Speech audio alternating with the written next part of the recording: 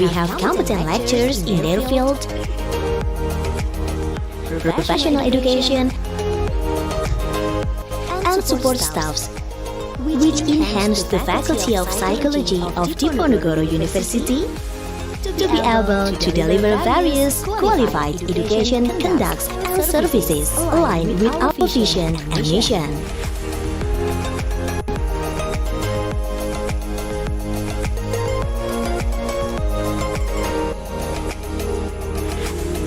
The Faculty of Psychology Diponegoro University has two programs. First, we have Bachelor of Psychology program. In this program, we teach general psychology, which include educational psychology, developmental psychology, experimental and general psychology, social psychology, and also industrial and organizational psychology. The second one, we have Magister Science program. In this program, we offer two study focuses. First, we have family psychology, and the second one, we have mental health. We also have 4 research centers. First of all, we have Family Empowerment Center. The second one, we have Aging Research Center. The third one, we have Center for Experimental and Psychometric Studies. And the last one, we have Center for Career and Capacity Development Studies.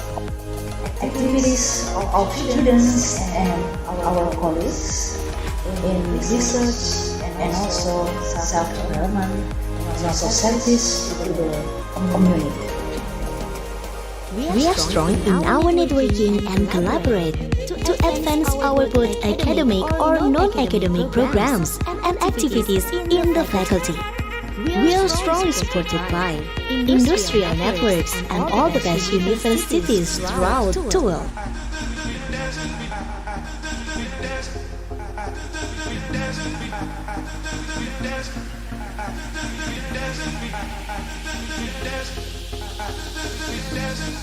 Diponegoro University's Faculty of Psychology believes that to network with graduates and partnership relation with various related parties is a step to strengthen the quality of education that we could provide, complement the facilities we offer, and help our graduates to find work in the industry.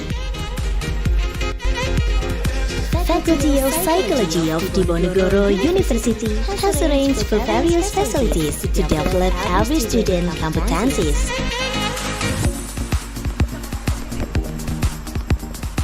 Hi Philip. Philip, can We you hear me? recognize the importance of communication between lecturers, students, other academics, and the public. We strive to provide up-to-date information about all education activities and news about the faculty in the website Hi, and Phil. faculty social media. Hello. Can you hear me? Yep. Oh, yeah. It's a bit loud. Faculty of Psychology. I just wanna ask, University fully Will you supports present student by competency yourself your development slides, or do you need activities our help to run your as slides? expression of our passion to build graduates who have values Hello? in business, strong leadership characteristics, and the ability to work in team.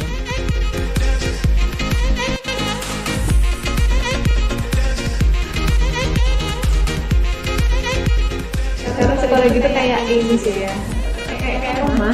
Hello. Ketika kita tidak happy di dalam suatu lingkungan, Hi Phil. tidak bisa berkembang. Yes. Oh, Biasa banget sih kayak I wanna ask, will you operate your slides by yourself, or do you want us to operate it?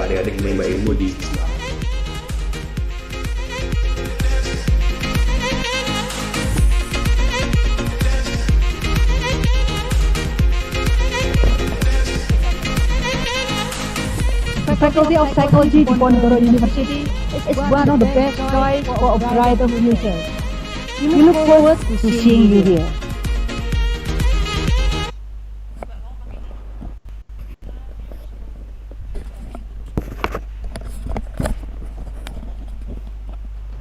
Hi Phil.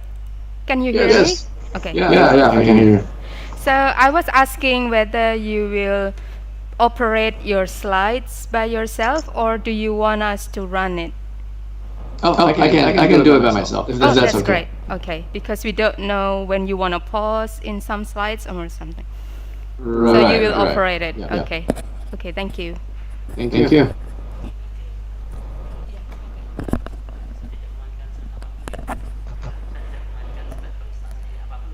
Tidak mematikan.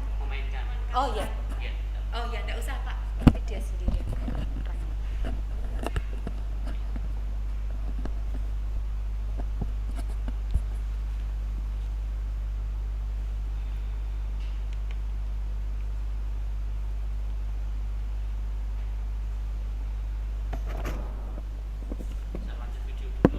Monggo lanjut video aja enggak Pak?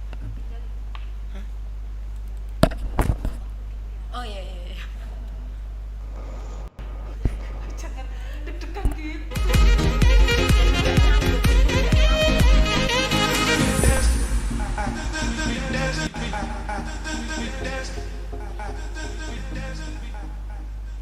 Oh, jam 8 persis ya Mbak mulai ya? Mbak Dias.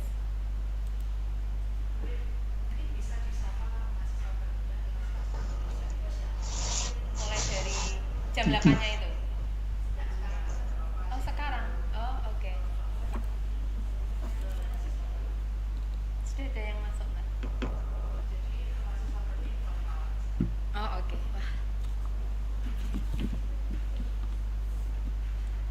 Wah. Oke. Bisa, Pak? Oh, aku tak mau buka sih.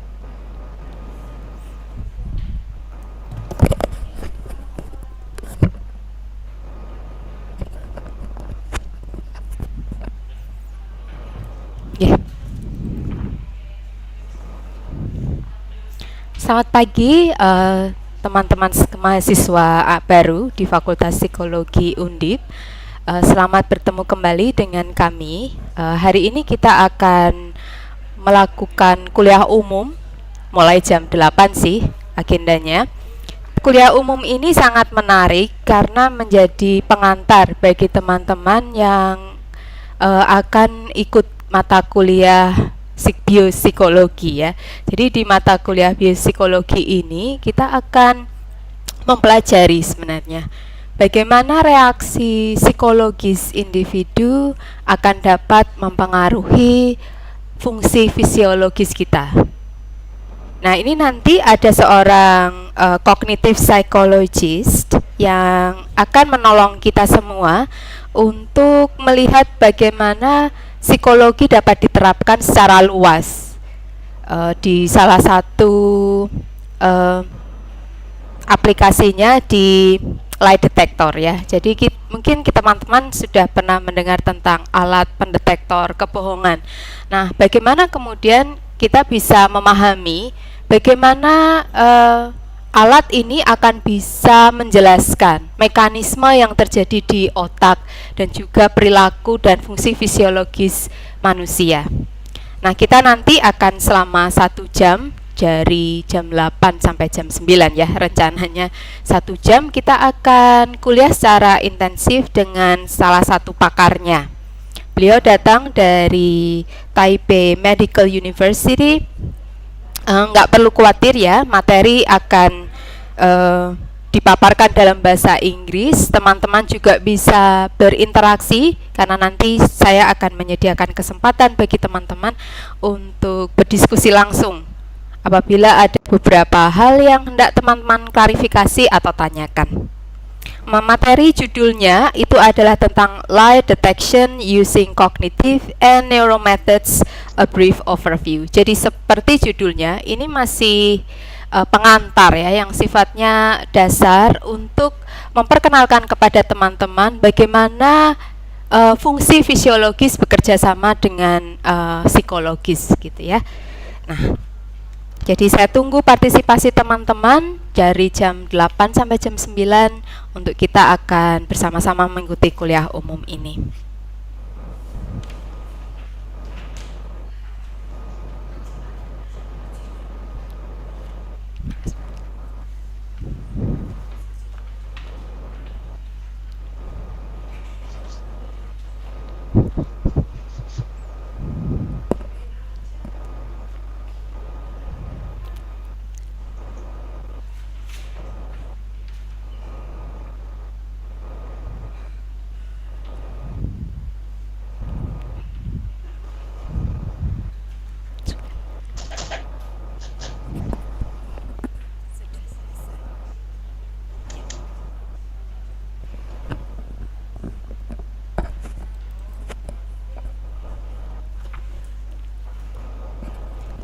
dulu boleh ya?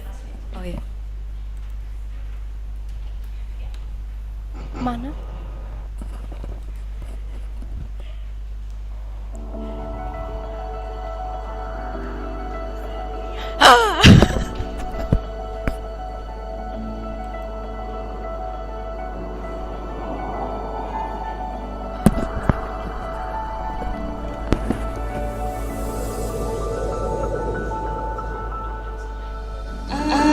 Psikologi itu saya bilang ilmu yang dinamis, ilmu jiwa, ilmu manusia.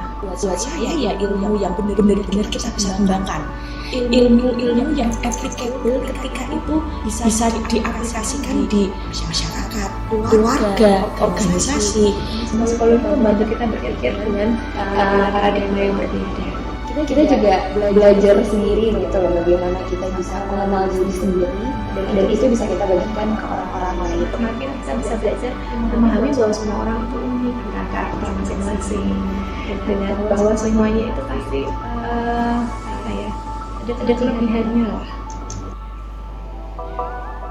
We, the Faculty of Psychology, is part of the phases of Diponegoro University, always prioritize quality, improvement, and growth of our education programs and services to create the best young generations for Indonesia.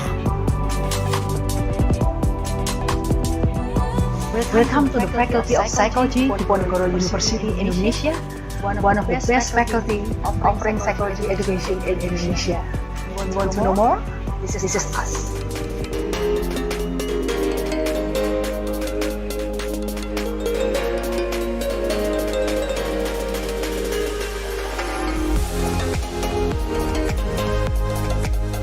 We have competent lecturers in their field, professional education, and support staffs, which enhance the Faculty of Psychology of Diponegoro University to be able to deliver various qualified education conducts and services aligned with our vision and mission.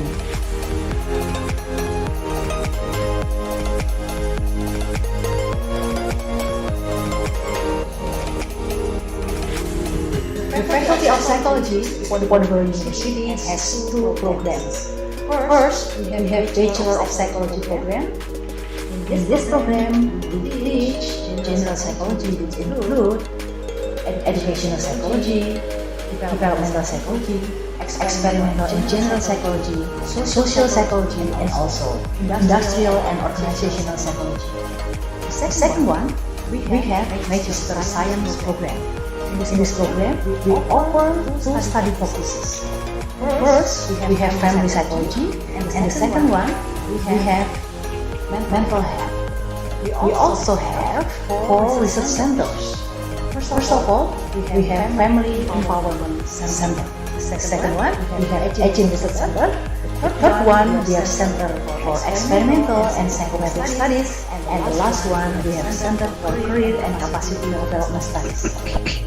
Activities of students and our colleagues in research and also self-development and also service to the community.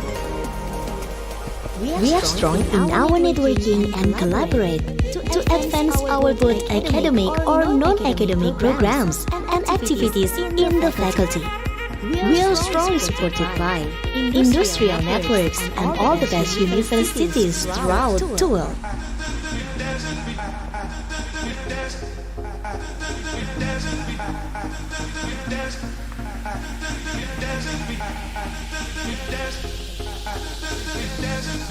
Diponegoro University's Faculty of Psychology believes it will network with graduates and partnership relation with various related parties is a step to strengthen the quality of education that we could provide, complement the facilities we offer, and help our graduates to find work in the industry.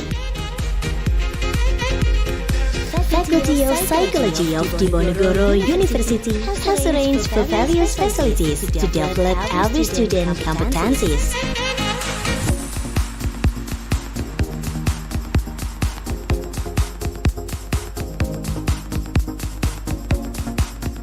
We recognize the importance of communication between lecturers, students, other academics, and the public.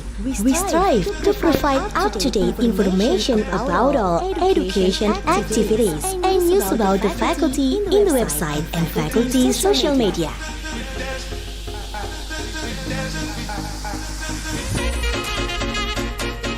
The Faculty of Psychologi Diponegoro University fully supports student competency development activities as expression of our passion to yield graduates who have values in business, strong leadership characteristics, and the ability to work in team.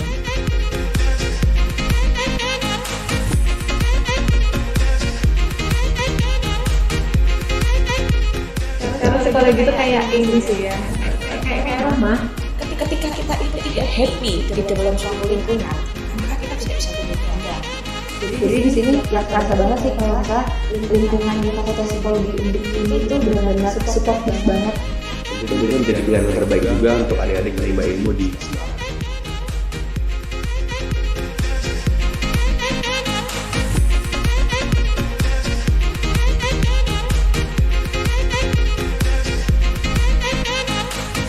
The Faculty of Psychology Diponegoro University is one of the best choice for a brighter future. We look forward to seeing you here.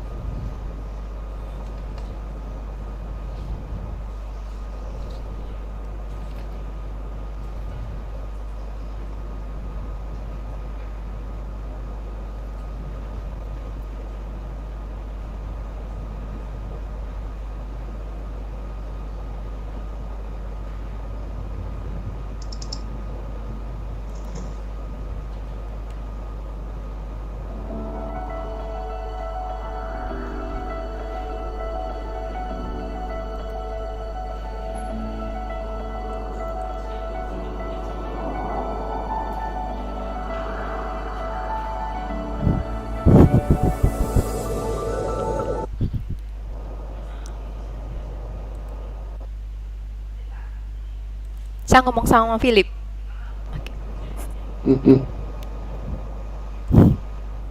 Hi Phil. Yes. Okay, we will start it in a few minutes. So I hope things can go right. So I'm a bit nervous. Alright. No problem. Yeah. So I will read some of your curriculum vitae. It's very stunning. So I won't mention the whole, but your research interests and then your peer-reviewed journals, and then because you are teacher in undergrad as well, right? So I probably just mentioned some of the subjects that you are teaching. Okay, yeah. Thank you.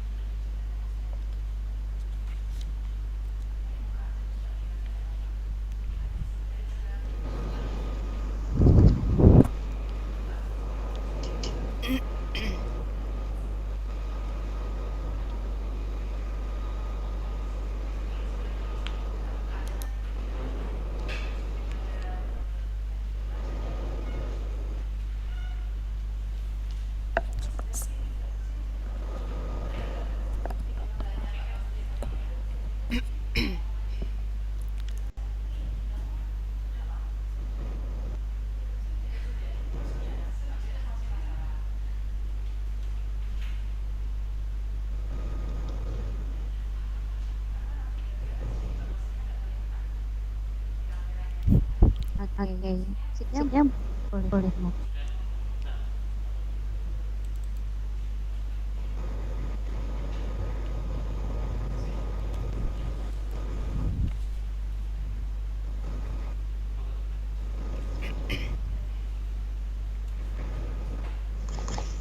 Baik, selamat pagi, salam sejahtera untuk kita semua. Assalamualaikum warahmatullahi wabarakatuh. Senang sekali pagi ini kita bersama-sama dapat berkumpul dalam rangkaian acara PKKMB Fakultas Psikologi Universitas Diponegoro. Hari ini kita akan mengawali rangkaian kegiatan PKKMB dengan kegiatan kuliah dosen tamu asing dengan tema lie detection using cognitive and neural methods, a brief overview bersama Philip Seng, PhD, yang sudah sejak tadi pagi beliau hadir di sini bersama kita dan siap membagikan ilmunya. Baik. Mengawali kegiatan ini, semoga acara kita diberi keberkahan dan kelancaran sampai nanti sore. Ada baiknya kita berdoa menurut agama dan kepercayaan masing-masing terlebih dahulu. Berdoa dipersilahkan.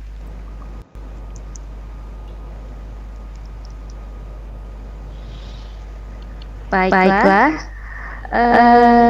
Saat ini waktu sudah menunjukkan pukul 8:04. Tentunya sangat berharga waktu yang kita miliki bersama Philip Seng pagi ini, dan di hadapan kita semua juga sudah ada moderator Ibu Kostri Ganes, SPC MSI Med, yang akan membantu acara kuliah dosen tamu pagi ini. Kepada Ibu Kostri Ganes, SPC MSI Med, saya serahkan acara untuk kita bersama-sama dapat mengikuti paparan materi dari Philip Seng, PhD. Dipersilahkan.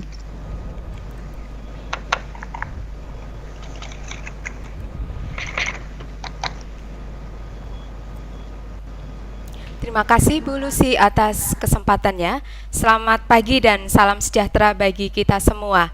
Sungguh hari yang bersukacita, yang cerah bagi kita semua untuk berkumpul di tempat ini, dan kita akan bersama-sama mengikuti perkuliahan umum yang sangat menarik dengan topik yang sangat menarik dari ahli yang juga sangat menekuni bidang ini, Philip Seng PhD.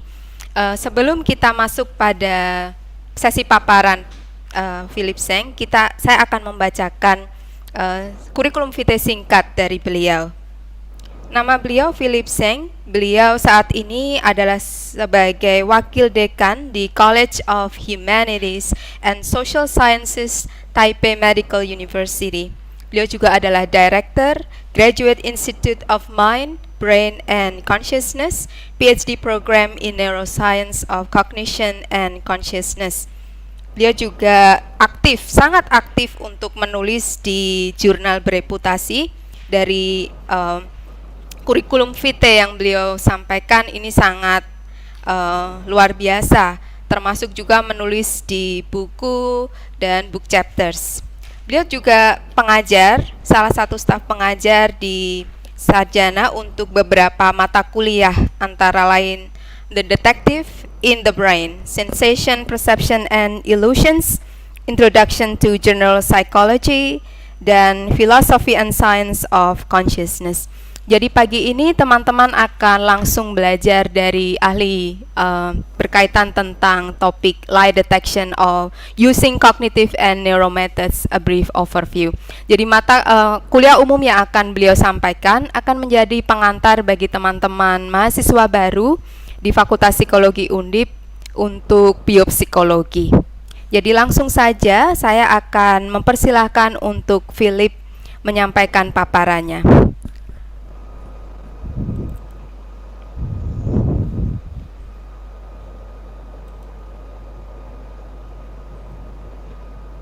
Hi Philip, how are you? Hey. Yes. Very good. How are you? Thank you. I'm good, thank you. Thank you for your time for being with us and sharing your knowledge. I think it's a very exciting moment for you to share, and also our new students to have new understanding about how psychology can be applied in various settings. Mm-hmm. Thank you. So I remember 20 years ago, I was just like everyone here. I was a freshman at the university, and I was kind of trying to figure out what can I do for my future with what I learned from the psychology discipline. So I hope today I can provide a brief overview of the kind of research that we do as a cognitive psychologist, which I imagine should be quite similar to the research center of experimental psychology and psychometrics at Diponegoro University. So by presenting this overview, I hope the students of psychology can know that with your knowledge and your years of training in psychology, this is also one option that you can think about. Oh, that's interesting. Ya, jadi Philip mengatakan bahwa dengan kita mempelajari apa yang saat ini akan dia bagikan, mungkin akan menjadi alternatif bagi teman-teman dari mahasiswa baru khususnya ya di Fakultas Psikologi untuk ada kemungkinan peluang-peluang karir yang bisa teman-teman lakukan di masa depan. Baik, jadi kita akan presentasi selama 40 menit. Saya akan berikan waktu kepada Phil untuk menyampaikan materinya. Kemudian 15 menit kita akan lakukan diskusi. Bagi teman-teman yang ada pertanyaan, silahkan Anda menuliskan di forum chat di MS Teams ya. Kemudian nanti saya juga akan memberikan pertanyaan bagi mahasiswa yang hendak bertanya secara langsung kepada Philip. Okay, Philip, now it's your time for presenting your materials. Okay, thank you. I'll share my screen. Okay.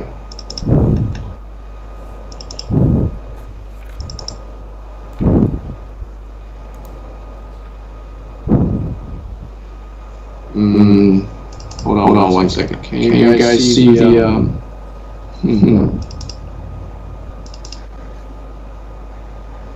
Not yet. Not yet? Not yet. Oh. Oops. Alright. No? No, not yet. I still see your face. Oh. What? Alright.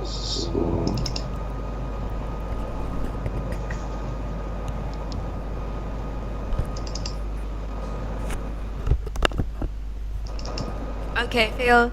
There's information that your PowerPoint already in the MS Team, so you're safe now. Okay. So someone will switch the slides for me, or should I just? Oh no. Oh, sorry. It's gone now. Oh. Sorry, it's gone. Oops. Okay. Now it's clear. Yeah. You can start. Okay, perfect. If I do full screen, yes, is this okay? I can see that. Yeah. Okay.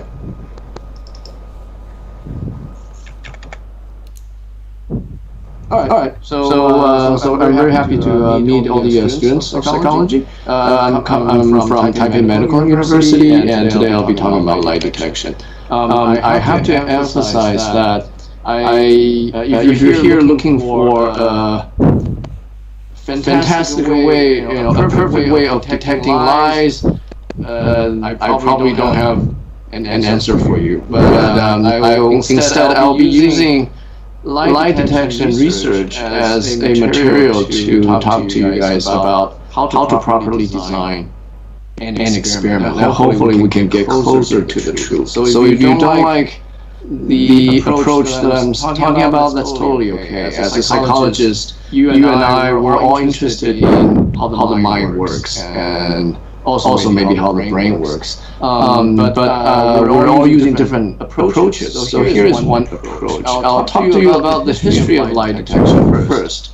And then I'll show you some of the methods that we use. And at the end of the day, you can be the judge and see if this is something that you're interested in.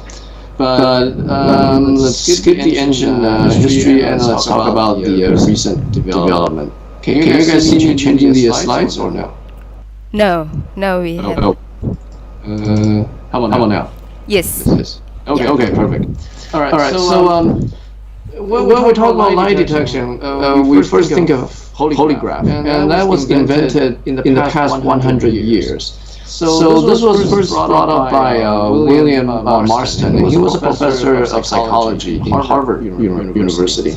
And his observation was that there seems to be a blood pressure change when people are emotional. And so he thought, well, what if I apply systolic blood pressure to lying? So assuming that people are nervous when they're lying, then I should be able to detect some kind of physiological changes with the blood pressure, and therefore detect their lies. So I want to mention that Marston was a very smart individual. He not only came up with this idea, but he was also the creator of the DISC theory, so DISC, dominance, influence, steadiness, and compliance. So he was also the creator of Wonder Woman in the DC Comics. So he was very multi-talented, and applying blood pressure to lie detection was one of his big achievements.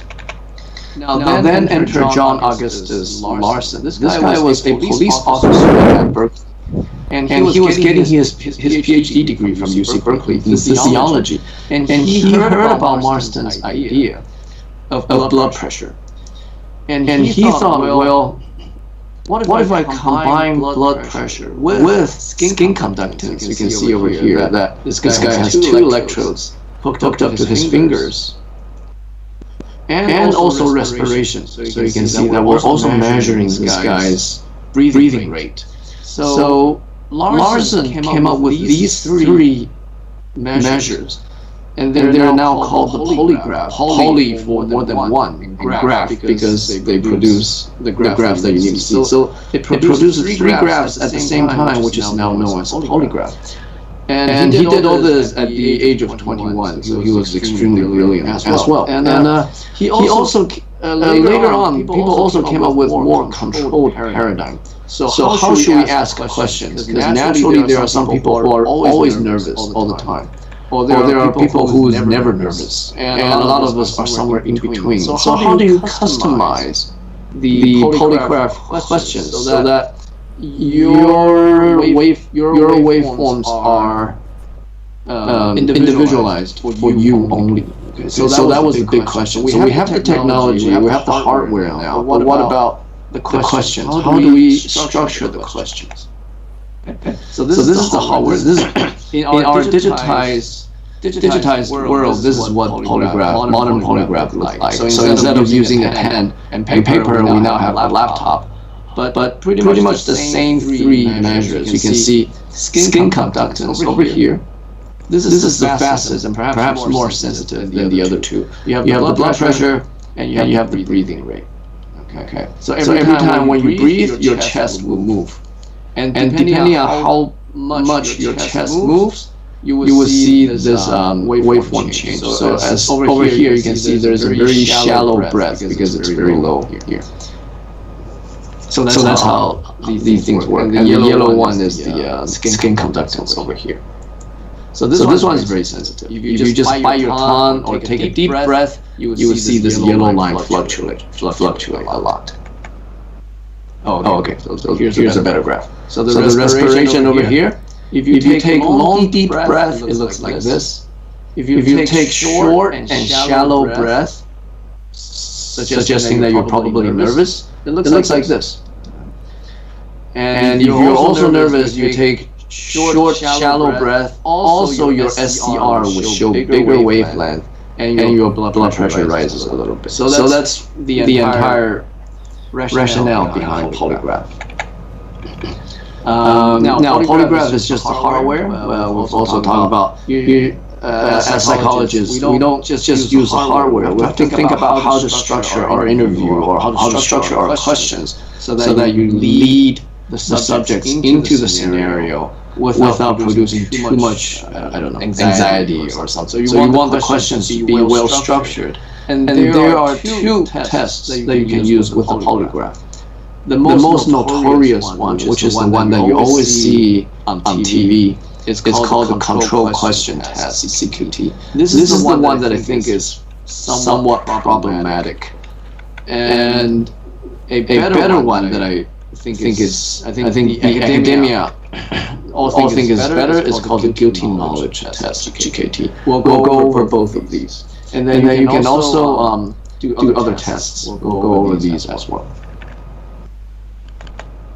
Now, so for the problematic one, this is called the control question test. I'm sure every one of you have seen at least several versions of this on television or in movies. But I'll briefly walk you through. If you're ever in the interrogation room and the police officers will ask you three types of questions in CQT. They will hook you up to the polygraph, and they will be sitting right next to you or opposite of you.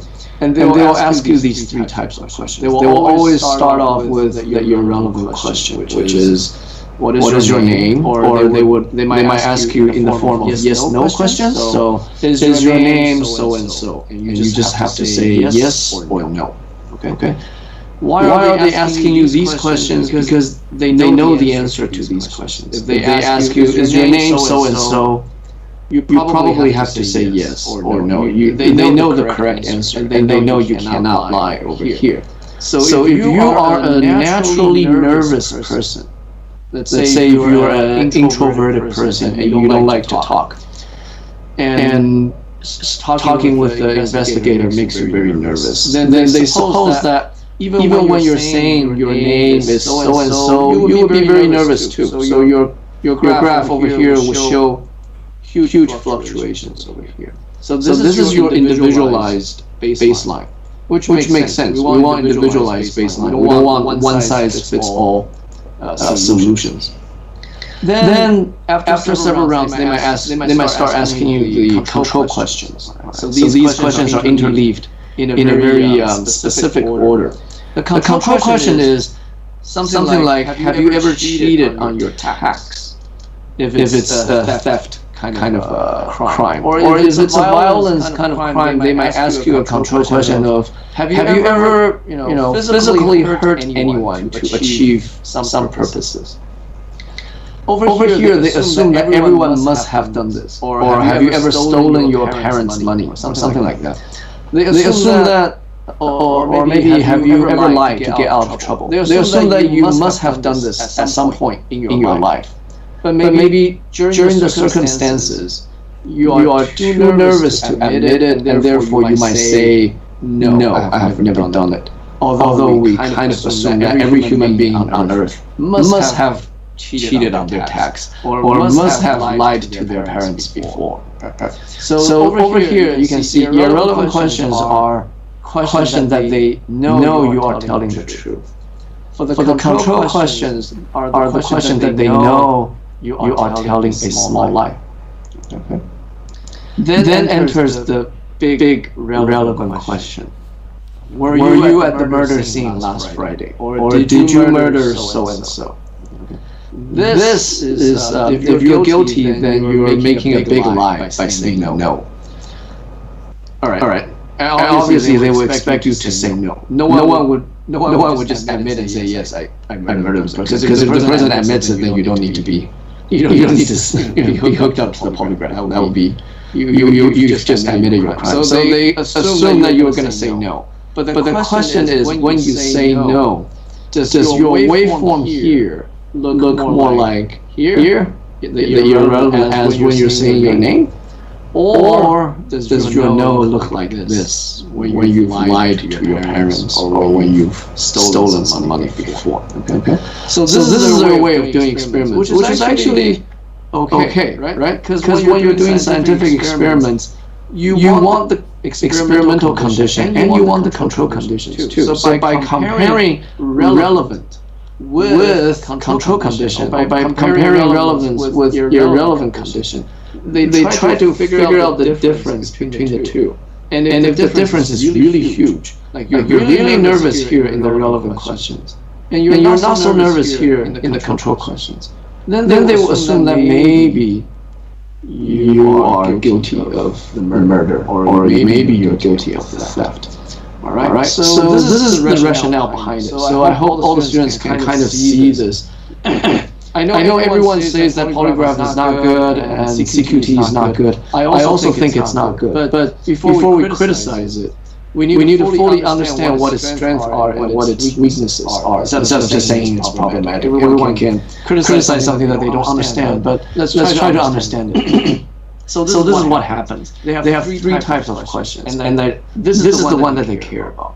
And this is the one you know that they care about. By comparing this with the control, and by comparing this with your irrelevant, does your relevant response look more like the truth over here, or does your relevant response look more like lies over here? Because we know you're lying here, and we know you're telling the truth over here. So which one does it look more like for the relevant? So that's the rationale behind control question test.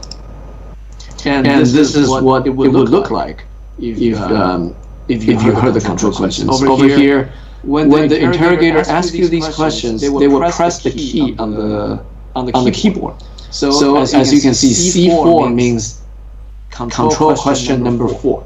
Okay. So have you ever stolen money from your parent, or maybe in the case of a murder, they will ask you also physical violence type of control question. Have you ever physically assaulted anyone or physically hurt anyone to achieve your purposes?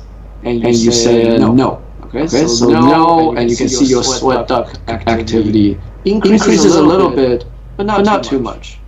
Then after the control question, they will immediately ask you the relevant question, which is, did you murder so-and-so last Friday? And here you will also say no, but this time your no looks very suspicious over here.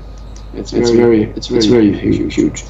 And then they will ask you a irrelevant I-1A, or did you go to Diponegoro University for your undergraduate degree? Then you say yes, or some other no questions. So by comparing this R5 with the C4 or with the I1, they try to figure out, is this difference meaningful to me as an interrogator?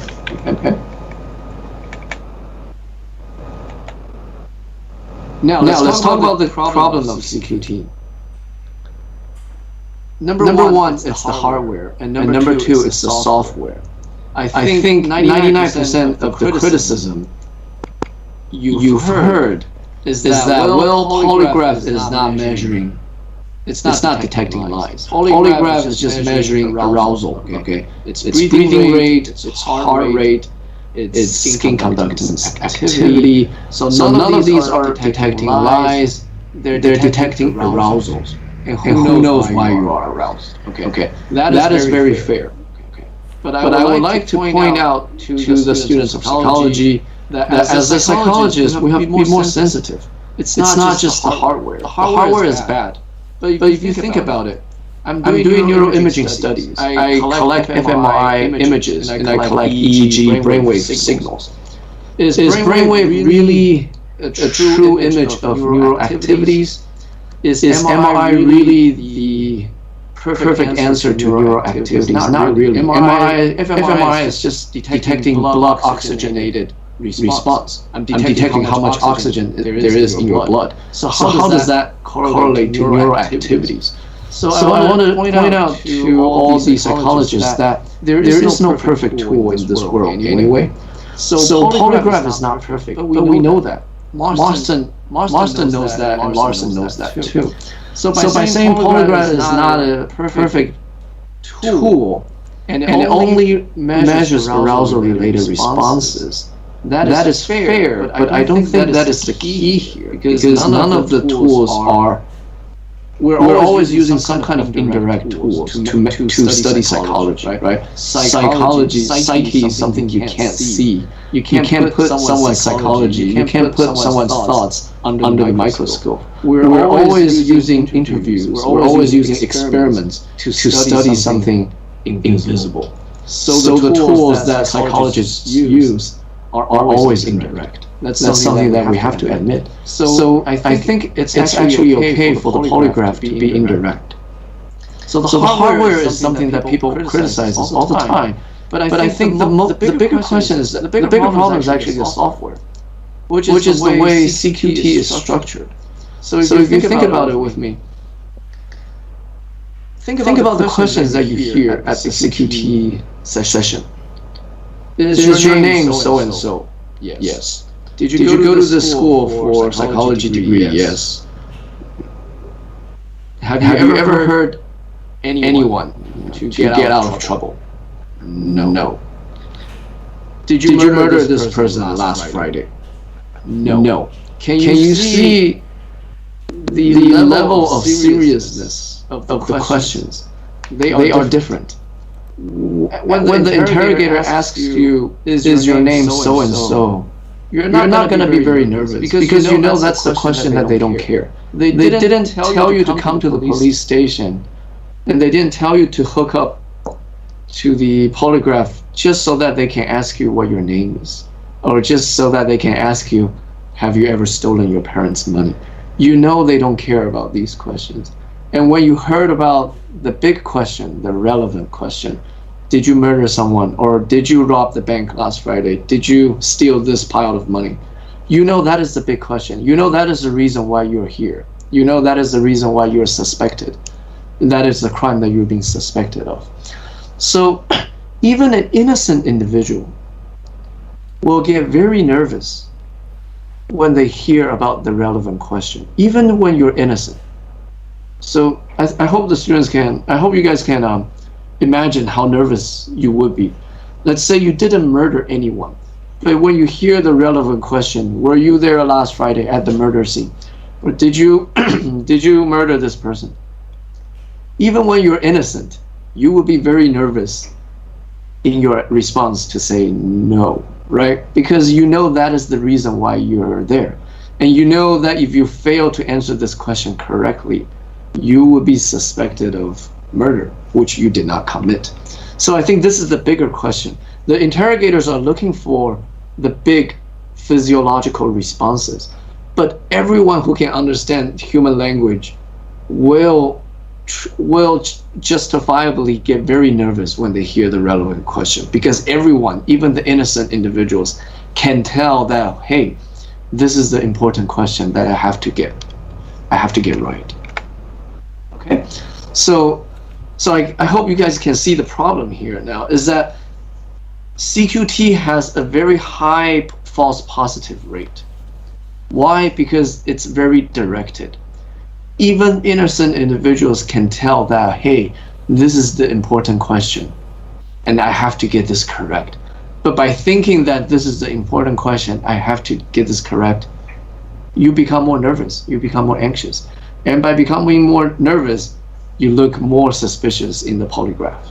Okay. So this is what David Lycan, a very famous psychologist, said in the 1970s. He said, polygraph is not the problem.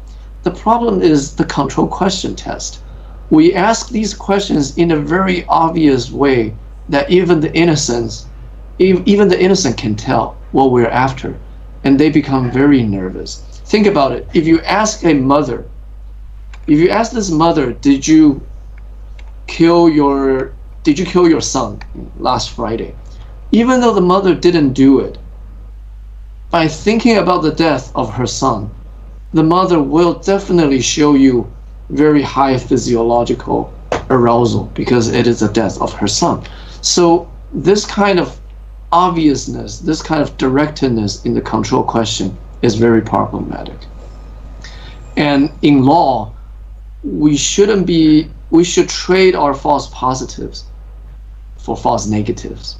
So by saying that, I mean, in legal system, we should rather let a few murderers get away than to falsely indict someone who is innocent. I hope you can agree with me here. So you can have two types of rationales. I want to catch every bad guy in the world, even though I would falsely catch some innocent people and put them in jail. Or you can have another criterion. I want to make sure I don't falsely catch any innocent person, but in doing so, I might be letting go a few real culprits that I failed to catch. So you have two different criterions here. All right. So I think in medicine, so in my medical college, we're on the very liberal side, where I don't know if this is a tumor, but I have to catch it with my technology. The worst comes to worst is that I get I scare my patients, but it turns out to be benign. It turns out to be okay. There's no harm in being extra careful. But in law, when you're doing a polygraph, you shouldn't be doing that. You should be doing the complete opposite. I don't want to falsely indict anyone who's innocent. Even if that means I'm letting someone go under my watch, I have to accept that fact because I don't want to falsely indict anyone who's innocent. So in law, I think we should adopt a much more conservative criterion. Okay?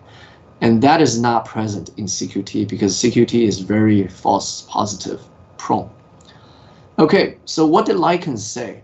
Lycan was a very clever psychologist. He said, what if we ask, we can't, we're psychologists, we're not engineers. We can't change the hardware. So let's stick with polygraph. This is all we have. But as a psychologist, Lycan was asking, can I change the way that I structure my questions? Can I change the way that I ask these questions so that polygraph, the false positive of polygraphs can be erased, can be controlled for, with us being good psychologists? And how did he do that? He was thinking, what if we know the subjects, even the innocent ones, are extremely nervous. Usually the innocent subjects are more nervous, all right, because they've never been to the police station. This is the first time they're in the interrogation room. So they're extremely nervous. But what if we structure the questions so that they don't know when they should be nervous? They're randomly nervous at different time points. Whereas the truly guilty, they can be nervous at the right point in time. Okay, so is there any way that us psychologists can structure this question so that we can filter out the innocent people? So this is when Lycan developed this questionnaire. He said this is called the Guilty Knowledge Test, called GKT. He said instead of asking people, did you murder so-and-so? So everyone knows that's the big question. What if I ask the question this way? So in GKT, Lycan would ask his suspects, if you are really the murderer from last Friday's murder, then you would know which of the following is the murder weapon that you used last Friday. A, it was a knife. B, a gun. C, rope.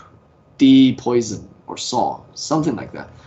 Lycan would give his suspects a list of multiple choices so that, imagine if you're an innocent individual. If the true answer was a rope, you strangle the person to death. But as an innocent individual, you're nervous. So when you heard the word knife, you're very nervous. Your polygraph looks like this. When you heard the word gun, you're also very nervous. You still look like this. And then rope and saw, poison, everything, you're just very nervous because everything sounds very scary to you, but you don't know which one is the right answer. So your nervousness is not directed. Your nervousness, your anxiety is undirected. Whereas a truly guilty individual, when the person hears rope, hopefully the person might be slightly more nervous than his or her response to gun or saw, because he or she knows that that was the murder weapon that I used last Friday. I hope this is clear, and I hope you're convinced that this is a much better way of asking the questions, because we're no longer asking a question everyone can tell. We are now asking questions where only the guilty knows the true answer, and only the guilty should have directed physiological responses. Okay. Now, of course, there are several ways that you can do to bypass the polygraph. So this is where you can target the hardware and try to pretend that you are innocent. So we call these countermeasures. You might have seen them online. So doing math in your head so that you're distracted and therefore you decrease your SCR. Or you can bite your tongue or press your toes when you answer the control questions so that so that your physiological baseline is higher. You can do these, but I don't think they're the ultimate answers, because the police station also have equipment that can detect when you're using these countermeasures. They have these sensors that can detect when you're biting your tongue or when you are stepping on your toes. They can do all that. So the police station is also well equipped with these technologies. There are also other similar measures like as the polygraph.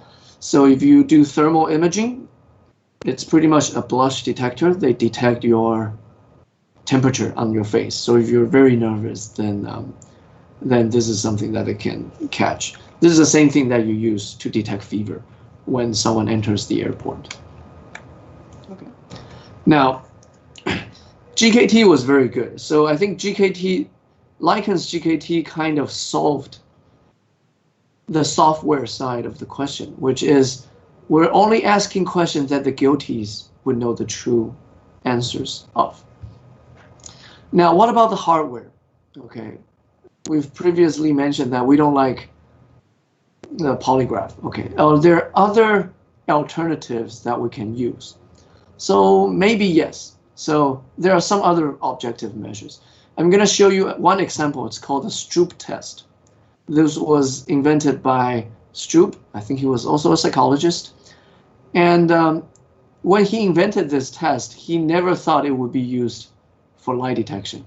But it was indeed used during the Cold War between America and Russia. So I think the students of psychology might not be too unfamiliar with this. This is what the Stroop effect looks like. This is in Chinese character. I'll show you a more relevant example later. You just have to say the color of the character. So this is red, green, and blue. This is very easy because this means good friend. Okay, so they don't interfere with my knowledge. However, this is very tough for me because here the character says green, but the color is actually blue.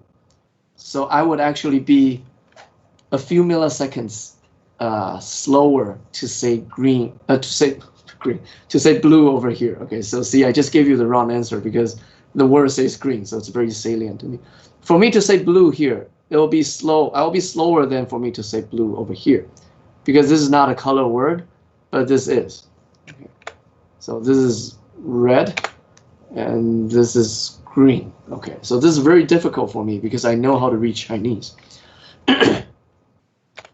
Now, this is what I used on Google Translate to give you the test. So if you can say the colors aloud in front of your monitor, this is red, green, blue, very easy.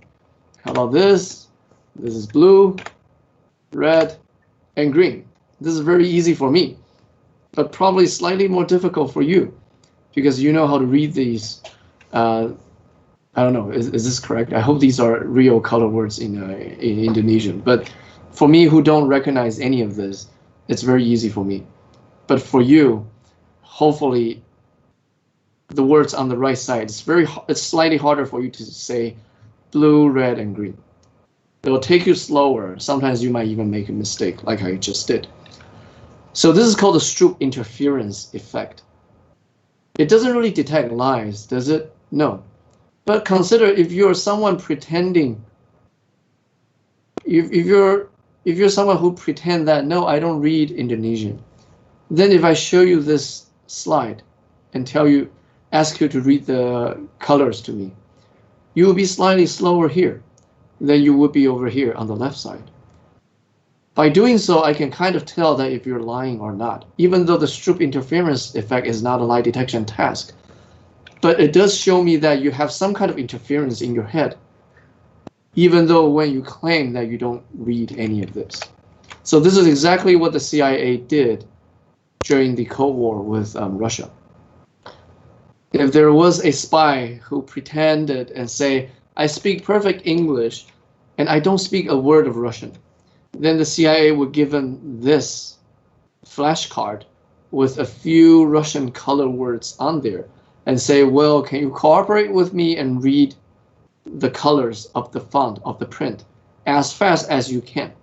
If they show any signs of delay, that means they probably are lying because they probably can read they can probably understand the semantics, which means they read Russian. Okay.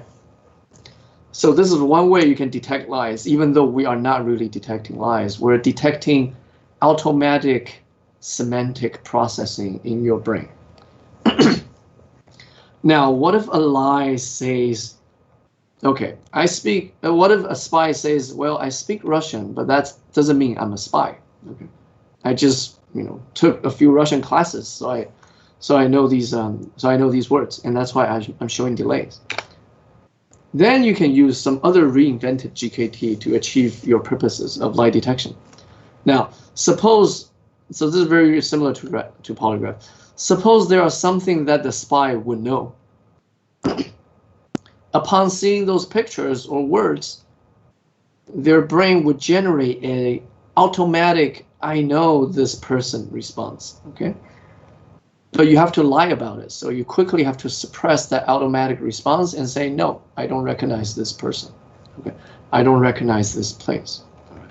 So in this case, saying a no would actually require a little bit of extra time.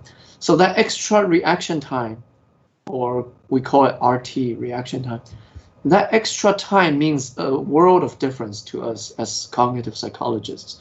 Because if it takes you 50 milliseconds or 100 milliseconds, which is 1/10 of a second, that means there must be a lot of stuff extra stages going on, extra processing going on in your brain that you're trying to hide.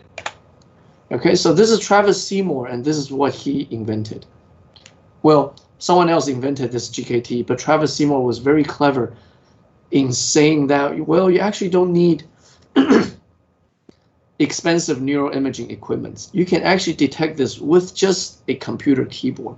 Okay, so his students performed a mock crime.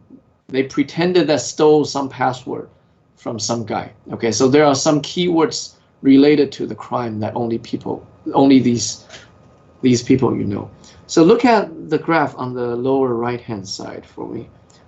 When the innocent sees these keywords and say, no, I don't recognize these keywords, they press a key on the laptop, it would take them half a second, which is 500 milliseconds, to say no. And this no is truthful. Okay. However, if you actually participated in the crime, you know this word, you know the code word, blue code or Phil Jenks, you know these words because they're related to your crime. And you're trying to pretend that you don't recognize these keywords. It takes you 600 milliseconds to say, no, I don't recognize it. And there is what? 50 millisecond or a 100 millisecond time difference. That is the time difference that your brain needs to suppress your automatic response. Just like when you were doing the Stroop interference task, you read a word that says red, but the color is actually blue. It takes you 100 millisecond extra to suppress that automatic response. Same thing over here. You would take longer time to suppress it. So back to our Russian spy. Okay. What would happen here? So if you suspect someone as a Russian spy, you should show them this picture. This is a picture of Taiwan. We know they've never been to Taiwan, so their no here would be very fast. They would be very fast in saying no. This is a picture of Japan. They've probably never been there. No. Then suddenly you show them the picture of their boss, a general. They will also have to say no here because they want to lie. But their no here would be slower. It will be 100 milliseconds slower than their no here and their no here. Yes, maybe they've been to the White House as a tourist, and then this is their maybe their spy center or something. So this is another no. So now you can see we call these relevant images the probe. These are the probes. Are the probes as fast as the irrelevant? Because we know you've never been there. We know you don't recognize these pictures. But when you say you don't recognize this person, or when you say you don't recognize this place, if you're 100 millisecond, if it takes you 100 millisecond extra, then we have reasons to believe that you are probably hiding something from us. Okay, and that is our GKT lie detection technique. In addition to reaction time, you can also use brainwave to detect the same thing. So exactly the same paradigm. You show them picture or keywords one by one. Farwell and Donchen in 1991 and 92, they show that if you collect brain EEG responses all over their head, at channel FZ, CZ, and PZ, which are the three channels in the middle of your head, they will show you a component called P300 over here. Okay, so the first two brain waves you can see are probably coming from the occipital cortex, which means that you're seeing the pictures and you can see the pictures. Okay, doesn't mean you recognize the pictures, but if you see those pictures, you can have the first 2 millisecond neural responses. But when you see the when you see this response, the 300 millisecond P300, that means the person probably recognized this face. Okay, even the innocent will be able to recognize the face, because even though that's a stranger, I still know that's a human face. So everyone will give me this P300. But if this face or this house means something to you personally, like this is my wife or this is my boss, then you would have a second peak, P300, that the innocent will not have. Sometimes this second peak is too close to the first peak that they combine into a huge peak, and that's okay. But the guilty should have a much bigger peak, or the guilty should have a second P300 peak that only he or she would have. Whereas the innocent individual, they recognize it's a human face, but I don't know who that is, so it quickly dissipates away. So this difference shows us that, does the person have a meaningful connection with this picture? If yes, yet the person is telling me no, then we have reasons to suspect that maybe the person is hiding something. Maybe the person is not being truthful to us. This is later patented as murmur, memory and encoding related multifaceted electroencephalographic response. And it's now marketed as brain fingerprinting. Obviously, it's not the perfect tool, but it is better than polygraph CQT. It is GKT plus EEG, or GKT plus behavioral reaction time. Okay, and they did crack a case they did crack a 1984 case that was reopened in 1999, reinvestigated. Okay, so they did catch a murderer. So kudos for Murmur and for Larry Farwell. Okay. Now, nowadays there are other research going on. So, for example, people are interested in GKT in eye movements. So, if I want to catch a suicide bomber, maybe I can Photoshop this image, this bomb, into another picture. And for people who have assembled a bomb before, their eye movement pattern might be different from a person who is totally clueless and naive, like me. Okay, so maybe we can use this method to do a quick screening at the airport to filter out the potentially dangerous people. So that's another line of active research that people are doing. Okay, so this is what I have. I think I might be over time already. This is half of my talk, but if you already have a lot of questions, you can write them down and we can discuss at the end. We can probably take a break. You can think about, do you like GKT or not? Do you think it suffers the same problem as CQT, or do you think it's a giant step of breakthrough? You can think about it. And then in the second session, I'll tell you what I've been doing in my lab. What I've covered so far are just historical advancements and what has been happening in the field. Okay?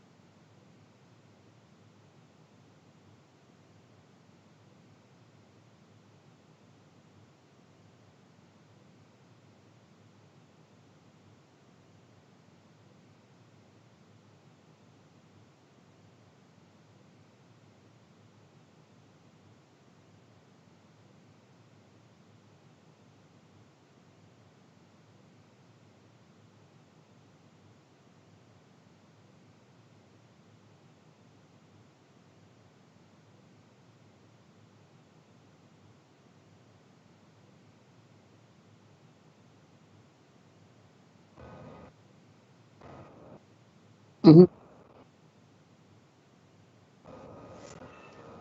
Should we?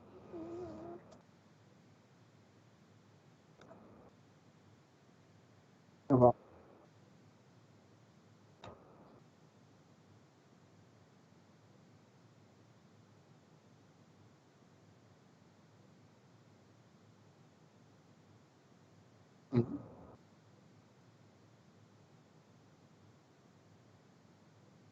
Yeah, sure, no problem.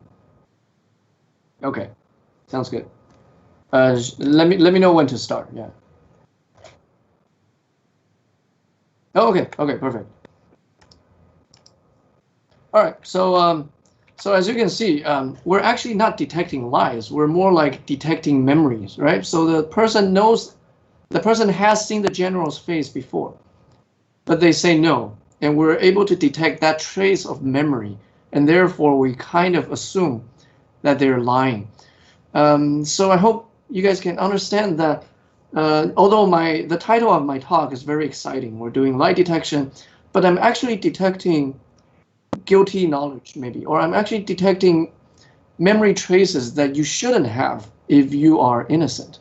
So are there other things that we can detect, which is what I'll be talking about. But the first question we asked in my laboratory is that when you use the GKT, does picture angle matter in this task?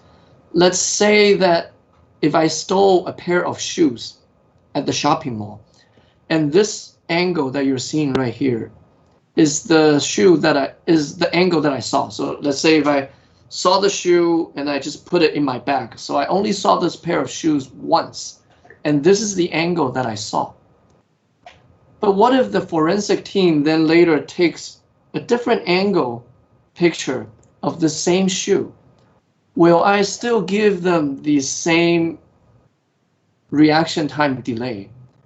Or if you take the same shoe, this is the guilty shoe, this is the shoe that I stole, but if you rotate it enough and take a different take a different angled picture and try to detect my lies, will I appear innocent? So in a way, I'm asking, is GKT vulnerable to picture rotations?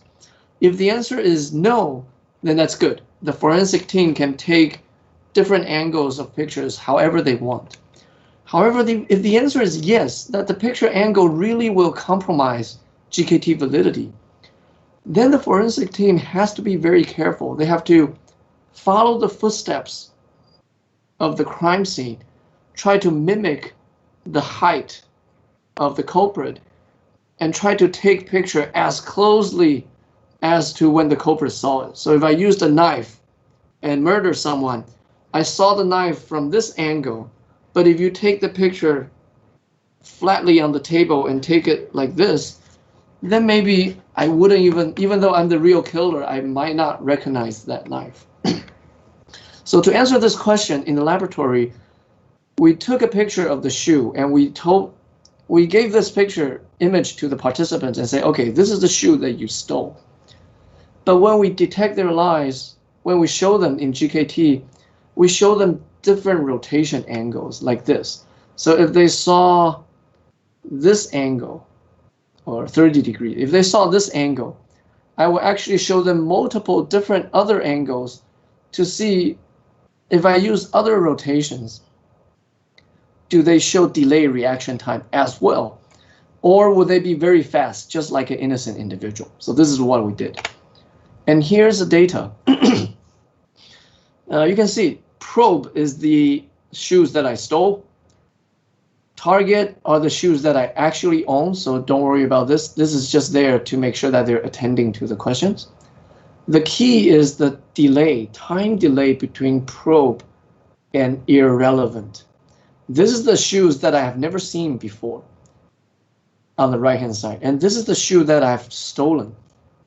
Is the stolen shoe slower than the irrelevant shoe? And the answer is yes. You can see it's 70, on average, 70 milliseconds slower, which is good news. That means, okay, if you stole a shoe or if you saw a murder weapon, you will be slower. This is the classic GKT time delay. What if I break it into different rotations, angles? So let's look at this. Reaction time, look at the bottom.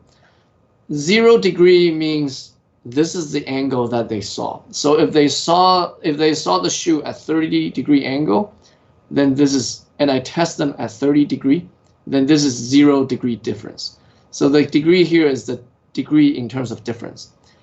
If they stole the shoe in 30 degrees, but I detect their lies with 60 degree picture, that means there's a difference between my picture and the picture that they saw. So that would be a 30 degree difference. You can see we're looking for the difference between the probes, which is the orange-red line over here, and the irrelevant, which is the gray line over here. You can see there's a at least 50 millisecond difference delay between probe and irrelevant. And that is true for 30 degree, also 60 degree, 90 degree, 120 degree, 150 degree, and even 180 degree. So this is good news. This is actually unexpected. I was very surprised when I saw this, because I was assuming that, well, if you rotate the object 90 degrees, it would look so different that maybe even the guilty would appear innocent to us. But actually it's not. It seems like as long as you've seen one image of that shoe, your brain is able to reconstruct a 360 degree mental representation of it, so that we are able to detect the lies at all rotation degrees. Very cool. That one. And I also wanted to know, would participants gradually become better and better?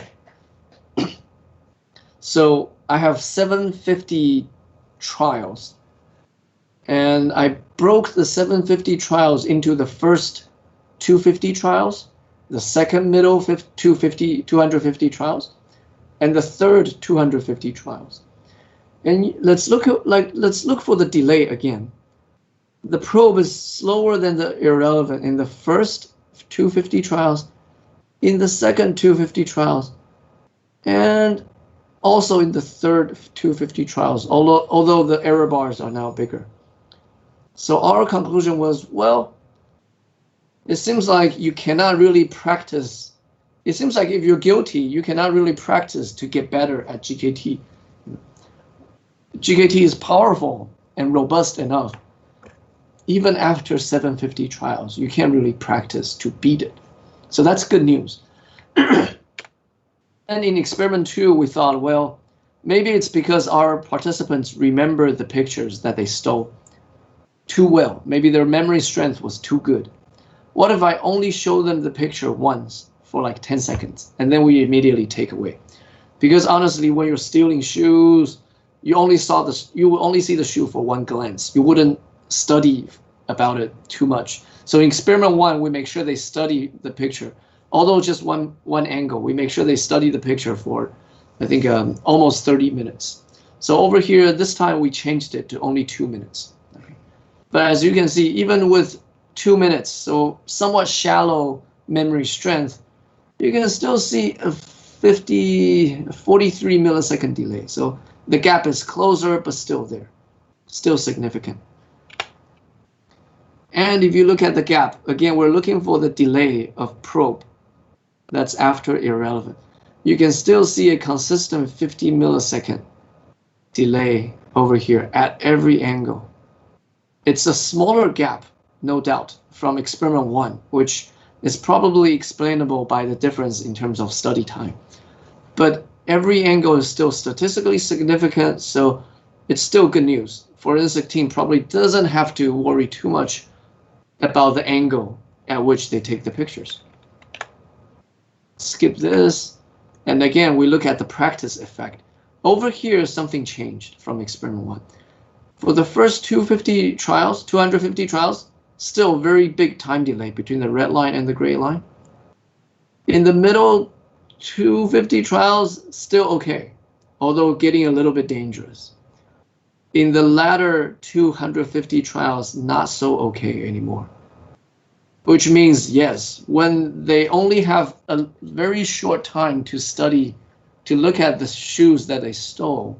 So if at the murder scene, the person only saw the murder weapon for one glance, for 2 seconds, that's it. Then we probably shouldn't use 750 trials. We probably should use only 500 trials, or maybe even focus on the first 250 trials, and that's it. Okay, so there seems to be a robust practice effect. GKT doesn't work so well in our scenario after 500 trials. So we have to be very careful over there. Okay, so our initial conclusion then is that rotation in pictures does not seem to be very important. Okay, so the forensic team can keep doing what they do. They don't have to consider too much. They don't have to follow the footsteps and try to manipulate the height, the visual angle. They don't have to worry too much. Just take a lot of pictures, and then we can probably find a few pictures that we can use in GKT. All right. And if you really can't find good pictures to use, you can use keywords. That's fine too. All right. You don't always have to use pictures. All right. So that's our first study. Then what's next? So we sat in our lab. We thought about what happens next after you catch someone with GKT. So the person says, no, I don't recognize any of this. I don't recognize this firearm. I don't recognize this, this gun. And you catch them. You say, well, your P300 or your reaction time is slow. Your P300 is very big. So I think you're lying to us. You're hiding something. So this is called GKT, or nowadays we don't call it GKT. We call it concealed information test, because you don't always have to use it on guilty people. Let's say if you come to my lab, you shuffle 5 pictures of your friends among 20 pictures of strangers.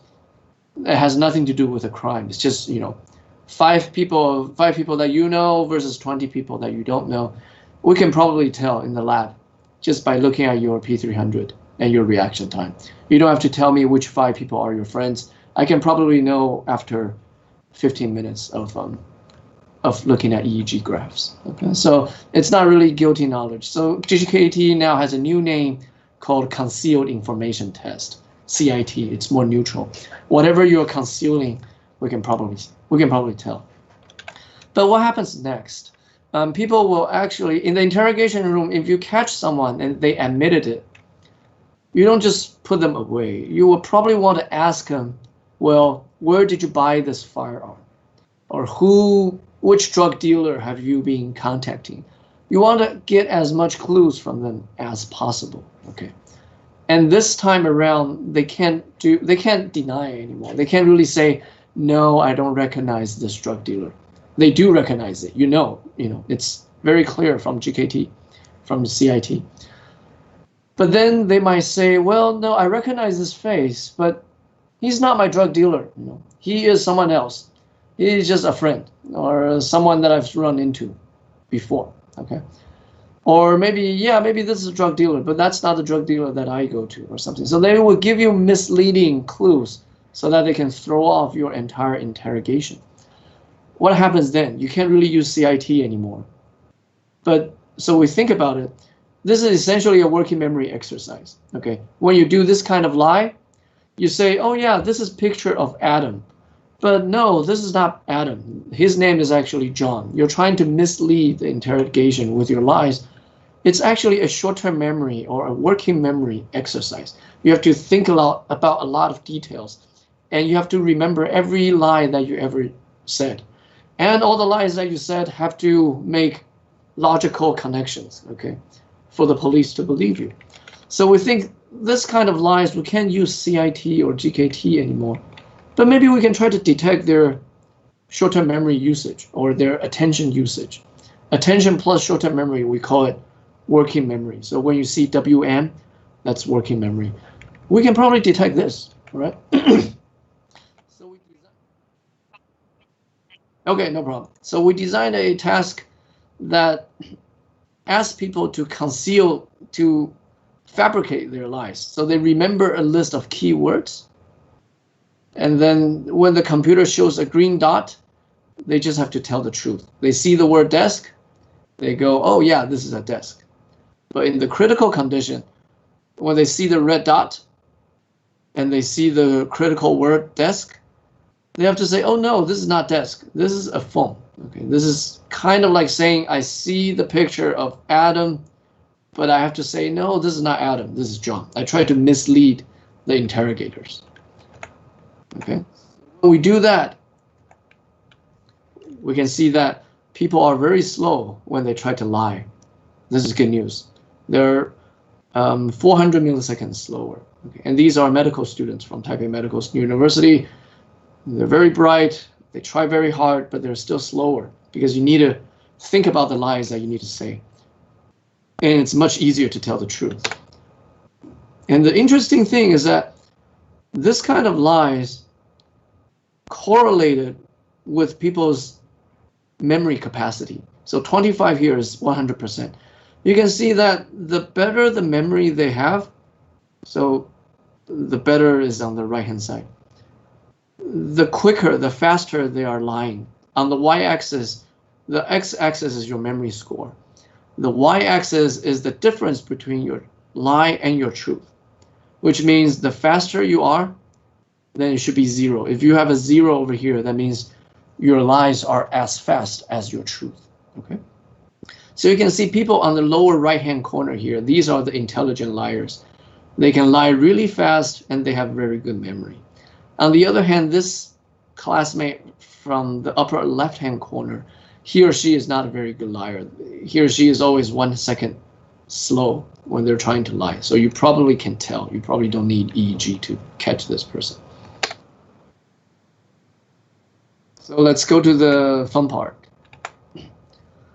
When we collect EEG data, then you will see that when people try to make this kind of misleading lies, their frontal cortex shows a lot of positive waveforms, okay? So when they're telling the truth, when they see Adam's picture and say, yes, this is Adam, their brain waveform looks like this, the green line. But when they see Adam's picture and they try to mislead you and say, oh yeah, this is John, okay, then this is their brain waveform in red. You have a more positive over here, 2, 4, 6, more positive waveform here. All right, so maybe we can detect this liar with this kind of working memory usage. Okay, this is not happening here in the parietal region, but it's happening here in the frontal region. So as you can see, this is your nose over here, and this is your forehead. So your frontal region, your frontal cortex is working very hard for you to generate fast yet logically coherent lies. However, to execute this kind of believable yet very fast and efficient lies, your frontal cortex has to work very hard. And if we take this red line here and we correlate again with their reaction time difference, this is the same graph that I just showed you. On the y-axis, if you're very fast, if you're a very good liar, you'll be here at 0. But if I correlate it with the frontal amplitude, which means the better the liar, the bigger the frontal amplitude, which means that the classmates that I show you, the intelligent liars that I just showed you on the lower right-hand side, yes, they're very good. They lie very fast. But fortunately, these are also the people who give us the biggest frontal amplitude here in terms of ERP, EEG, which means these intelligent liars are actually, they look very calm on the outside and they give you very fast lies on the outside, but on the inside, their frontal cortex is working very diligently to give you this kind of false appearance. So maybe we can use this signature to detect them. I have to emphasize that none of this is really detecting lies. So if you pay attention to what I've been saying, in GKT, we're detecting memory traces. In this study, I'm detecting working memory usage. But by detecting these cognitive functions that you need in order to lie, maybe we can detect lies. So again, these are all indirect measures. They're not perfect, but this is all we have right now. So are you convinced? Are you not convinced? Again, this is up to you. So my conclusion then is that the students of psychology, this is my last slide, I give you very fancy, EEG pictures. I gave you hopefully very promising reaction time graphs, but you have to ask yourself these questions. So let's take a step back and be conservative. Validity and reliability. You always have to ask this. Am I really measuring what I want to measure? Am I really measuring lies? No, the answer is no. I'm measuring memory traces. I'm measuring working memory usage. Is that the equivalent of lie? Not really. So is that good or bad? It depends. Then now, so this is a key question, and I don't have a good answer for you. Now, after I have these EEG cognitive and neural signatures, can I get consistent results every time? So if a guilty person comes into my lab, will this person be tested as guilty? Or will an innocent person be tested as innocent 100% of the time? Is this test reliable? We need to focus on these. Then one last point I would like to point out is you also have to ask yourself sensitivity and specificity. This is especially prevalent in our age of artificial intelligence, in our age of big data. We always have these very fancy tools of medical imaging or lie detection neural imaging. And I think the speakers, including myself, with this past 45 minutes, I've been telling you how sensitive my tests are. I've been telling you how frontal activity seems to be able to catch these liars pretty well. But then you might want to ask me, is your test very specific? So at the end of the talk, maybe you can think about, so Phil, you've told us frontal activity can catch a lot of liars, but can it catch every single liar? Does all liars show frontal activities? Can you catch 100% of the liars? That's sensitivity. And that's kind of like validity. If you break validity down, I don't know. Okay, I guess not. There must be some liars who don't show frontal activity. Another even bigger question is, what if, even if you can catch all the liars, what if an innocent individual walks into your lab? And does the innocent individual necessarily do not show frontal activities? Is that true? I also don't know. So, but this is very important. The specificity question is exactly the problem with polygraph, right? We've falsely indicted a lot of innocent individuals. Is that the same problem with my EEG frontal activity? Will a truth-telling innocent individual absolutely not show frontal activities? At this point, I do not know. I hope they don't, but I don't know. So these questions are very important questions we need to ask, not just for lie detection, even for medical imaging. I can detect a tumor, but can I also not detect benign signs? All right. So these are important questions. We have to be sensitive, but also very precise, very specific. All right. So that's my talk. Thank you very much.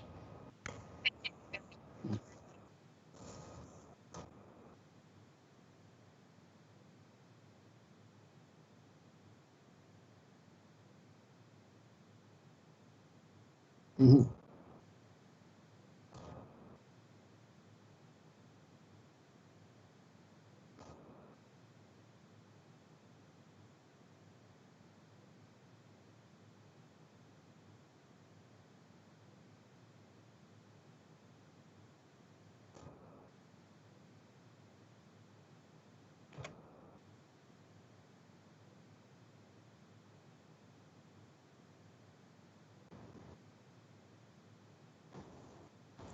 Yes, ma'am.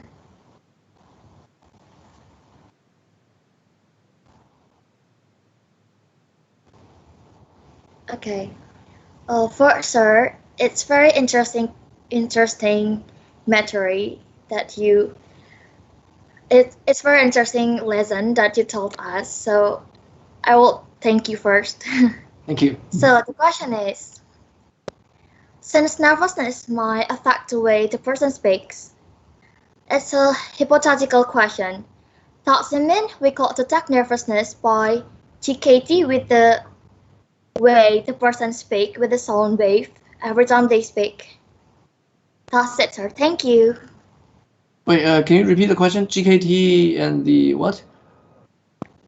Okay. Since nervousness might affect the way the person speaks, it's a hypothetical question. Does it mean we could detect nervousness by asking GKT with the way the person speaks? Okay, good question. All right, I got it. So that's exactly the problem with CQT. Yeah. Now, does it matter in GKT? Yes and no. But GKT is assuming that everyone is nervous, but we want the guilty to be nervous at the right time, whereas we want the innocent to be nervous at the wrong time. Okay, at random point in time. So if I ask you, if you stole money from this safe, you would know that the combination that you used last Friday was A, 1, 2, 3, 4, B, 3, 1, 2, 4 or something. The guilty would, upon hearing the right combination of password, they will hopefully they will feel slightly nervous and think to themselves, oh shoot, that's the combination that I stole. That's a password that I stole last Friday. Yeah, so maybe upon hearing the right combination of words, they will show a higher response. Whereas the innocent, hopefully, they will be equally nervous for every single password because they don't know what the right answer is. So GKT does assume that people will be nervous, but GKT also, I think, justifiably assume that the innocent doesn't know when to be nervous. They're just nervous at random time interval. They're always nervous. Whereas the guilty, they should know the exact right time to be nervous. So hopefully that timing can solve some of our concerns with the nervousness. I hope that answers you. I know it's not a perfect answer, but it's not no tool is ever perfect. So we can only try our best to hopefully get closer to the truth. So I hope I hope that clarifies some of the concept for you.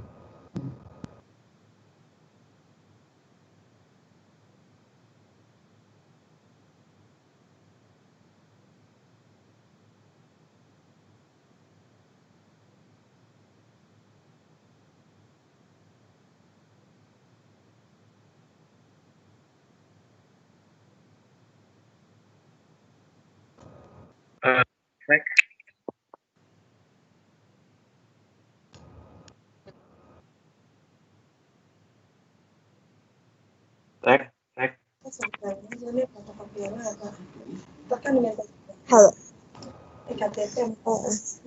Yes.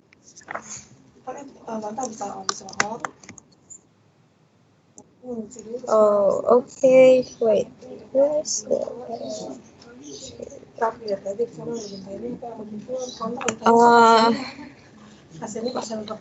Sir. Yes. I want to ask if when the angle test, like when people who see when they make crime and what is that? He didn't see. He didn't. What? Wait. He just see the things like at a glance. And what if he don't remember the picture or the Okay. angle like that? Good. So there has been a lot of research done on this topic.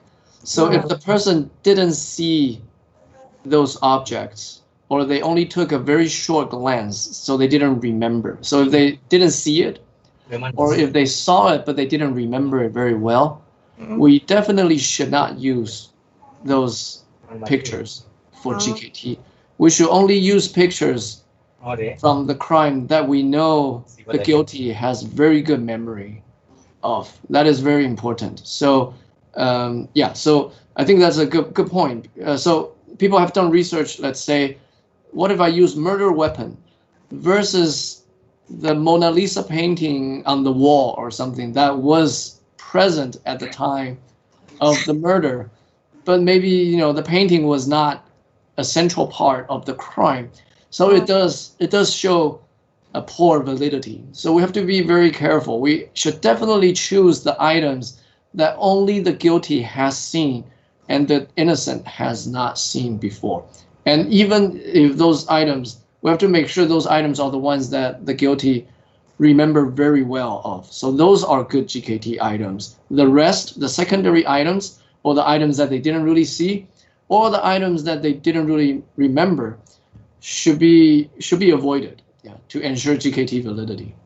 Oh, okay, sir. Thank you. Yeah, so I think this is a good point. Let me just add that if you think about it, GKT is detecting memory traces.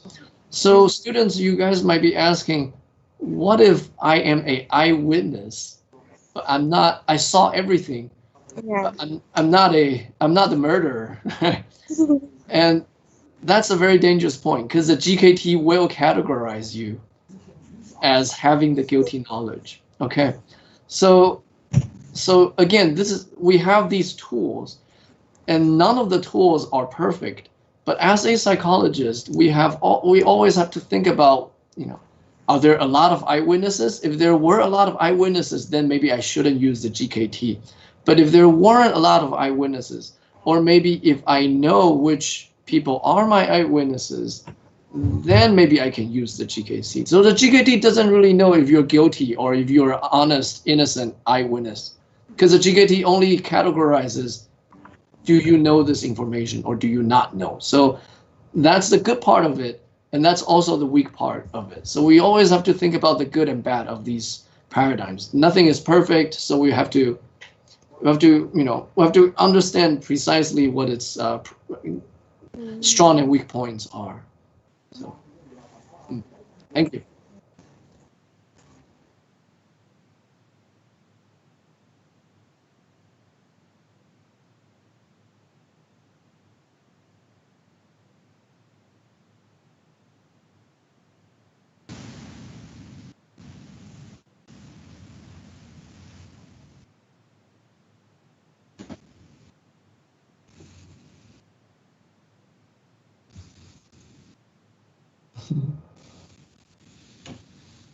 Yeah, it's okay. Either way. Yeah. Yes. Check.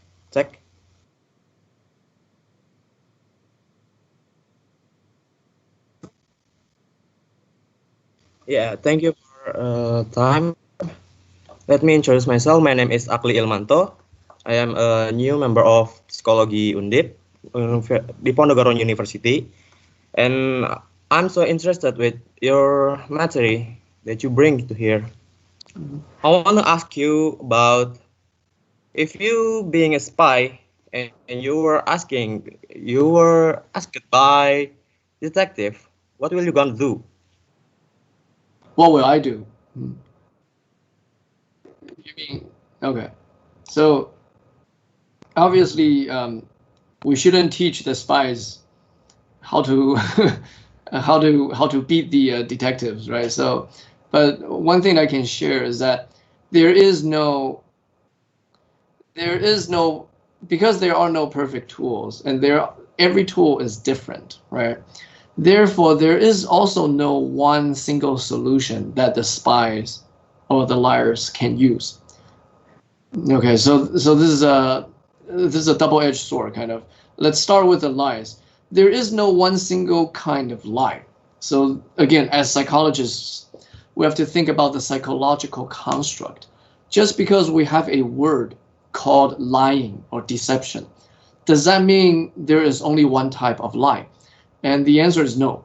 You can lie with fabrication. You can make up a story. That's a lie.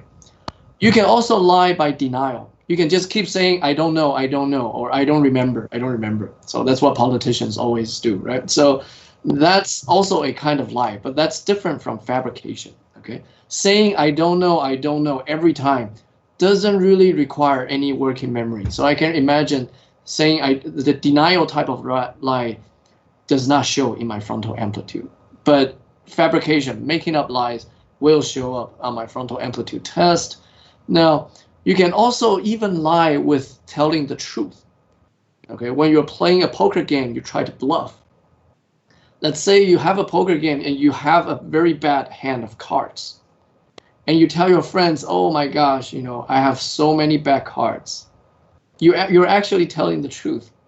But your friend sitting across from you might be thinking, oh, this guy is lying. He must have a very good hand of cards, which is actually not right. So there are a million different ways of lying. And unfortunately, there is no one single lie detection task. So because there's a million ways of lying, therefore, there will unfortunately be a million different types of lie detection tasks. Okay, you have to know which type of lie you're dealing with, then you use the right task. And because of that, if the spy wants to beat all our tasks, this spy will, because we have a million different ways of detecting lie, we have a million different tools, each one being super imperfect. The spy will also have to learn a million different ways to beat these tools, because there is not just one tool, so it's not one answer to beat one tool. If there are a million different lies, then you need a million different tools. If there are a million different tools, then you need a million different countermeasures. So essentially, you're asking about which countermeasures should the spy or should the liar use. But I actually don't have a good answer. The answer is depends. What does it depend on? It depends on which kind of lie is being detected right now and which kind of tool is trying to detect the lie they're using. So unfortunately, I don't have a good answer because it depends. Yeah.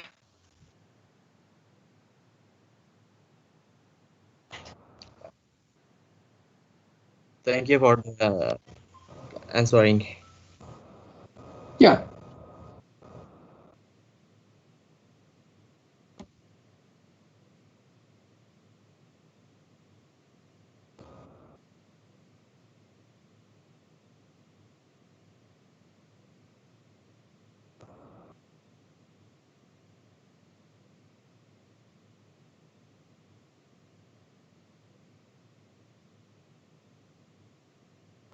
I think so. Maybe if the students want to email me the questions, I promise I will, I'll reply in email as well. So hopefully that's okay. Mm-hmm.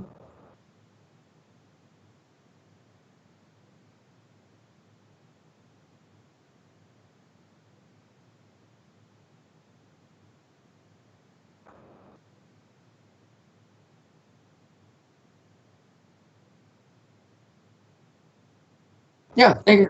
Mm-hmm. Thank you for having me. Yeah, I would love to have more collaborations and more interactions with the students in the future. Thank you so much. Mhm.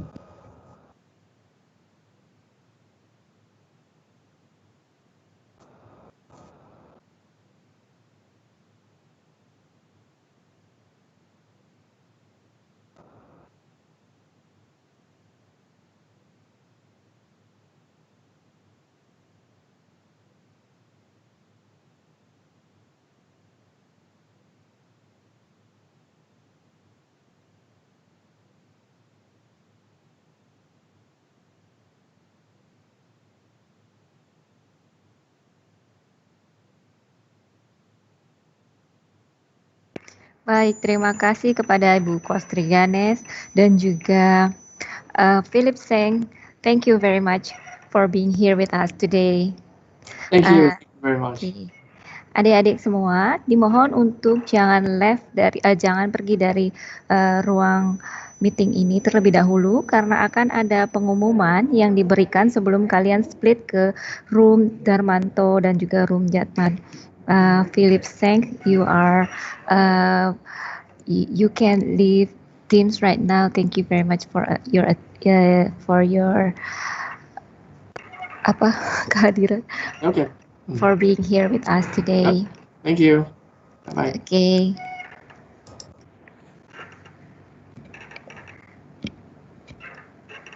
Oke, Bu Vio, apakah bisa mendengar suara saya?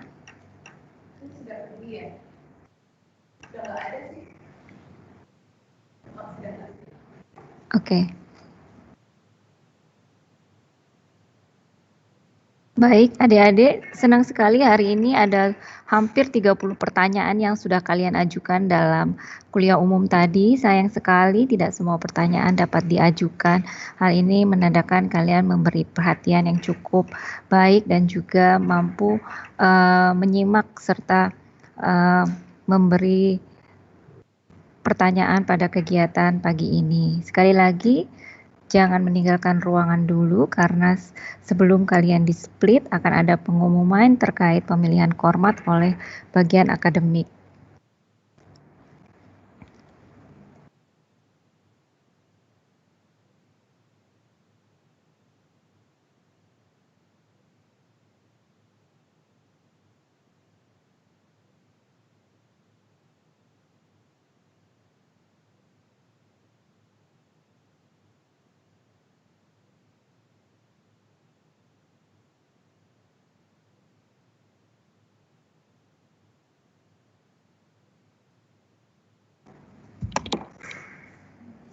Penglihatan mengaku masker aku.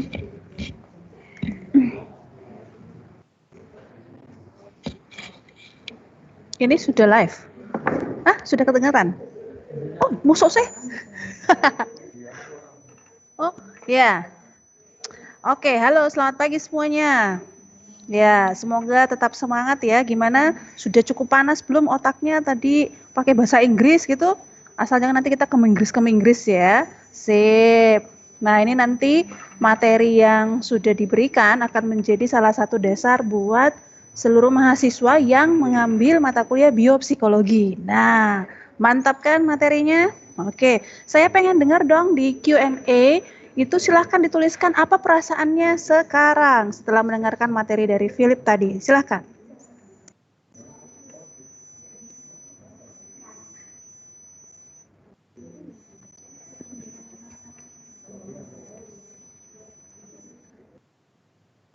Ayo, perasaannya setelah mendengarkan materi dari Philip.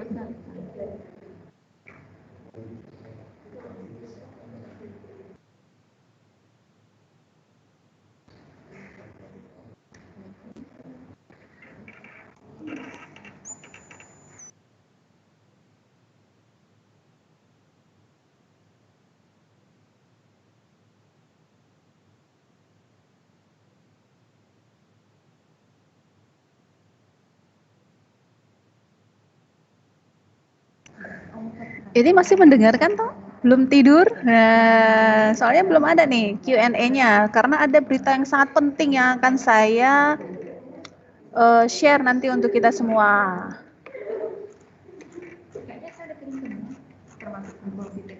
Blank, waduh ada yang blank. Ya jangan blank toh ya. Memang ini biar menyegarkan otaknya, biar semakin jos gitu ya. Nanti pas masuk kuliah sudah siap gas-gaspol. Nih mantap, sangat menarik, senang, ngefans ya. Ngefans banget, amazed ya. Cakrawala saya terbuka, semakin excited. Oh, sedikit sedih dengan keterbatasan waktu. Nanti kita panggil Phil kembali ya untuk memberikan materi. Listening bahasa Inggrisnya jadi improve. Mantul ini. Menjadi potato. Wah, potato. Keren Bu, cuma nggak ngerti soalnya pakai bahasa Inggris. Oh nggak apa-apa, ini kita belajar. Belajar kalau terus-menerus nanti akan jadi expert nanti di semester-semester berikutnya. Interest, oke, sangat menarik ya. Oke, jadi nanti kita akan bisa memanggil Phil kembali untuk memberikan materi bagi teman-teman semua. Ya, sebelum kita ke sesi selanjutnya ya, ada beberapa hal penting yang ingin saya sampaikan dari akademik. Yang pertama adalah nanti di grup line kita, tolong sudah ada Kak Juve dan Kak Fania nanti yang akan berkoordinasi membantu teman-teman semua terkait pemilihan kormat. Jadi bagi mahasiswa yang belum tahu apa itu kormat, kemarin tuh saya masuk di kelas mana ya, Mbak Wiwit, Darmanto apa Yatpan? Kemarin. Oh ya, nah bagi teman-teman yang sudah di kelas Yatman mungkin sudah tahu ya arti dari kormat. Kormat itu adalah koordinator mata kuliah. Nah ini posisi kormat ini akan menjadi peran yang sangat penting. Kenapa? Karena dia akan menjadi fasilitator antara dosen dengan teman-teman mahasiswa yang mengambil mata kuliah tersebut. Nah, seperti yang kita ketahui bersama, di jadwalmu tuh sudah penuh banget toh, sudah mulai kuliah nanti hari Kamis, malah Sabtu dan Minggunya itu sudah full. Nanti kami mohon bantuannya ya untuk berkoordinasi di grup lain untuk setiap mata kuliah agar dapat memilih kormatnya, kormat dan wakormat. Nah, kormat dan wakormat ini daftar namanya untuk setiap mata kuliah, nanti dikumpulkan ke Kak Juve sama Kak Fania, terus kemudian akan diberikan ke akademik. Nah, daftar nama yang ada ini nanti kami akan serahkan ke Bapak Ibu dosen pengampu di kelas kalian untuk kalian bisa dijadikan owner di Microsoft Teams di mata kuliah tersebut. Nah, owner ini nanti yang akan membantu Bapak Ibu dosen untuk bisa mengundang teman-temannya masuk ke dalam MS Teams, seperti itu ya.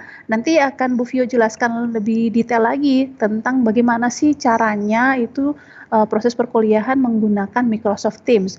Di kemarin ya, hari kemarin itu saya sudah jelaskan di kelas kecil dan sudah ada beberapa teman-teman yang bertanya. Nah, nanti kita akan ada sesi lagi untuk bisa membahas hal tersebut gitu. Oke, ini ada yang menyatakan, jadi ini ya tidak perlu khawatir, tidak perlu takut ya menjadi kormat dan wakormat. Justru nanti kamu akan semakin terkenal di dosen gitu. Oke, perasaan saya sehat tuh, bagus itu harus sehat supaya nanti bisa mengikuti sampai sore ya.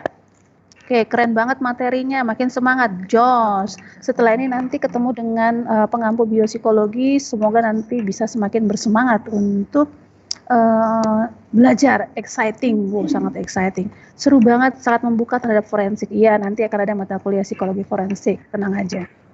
Oke, demikian dari saya ya Nanti kita lanjutkan lagi di kelas-kelas kecil. Terima kasih, tetap bersemangat. Semoga sampai selesai mengikuti materi hari ini karena akan ada surprise-surprise lain yang sangat menyenangkan.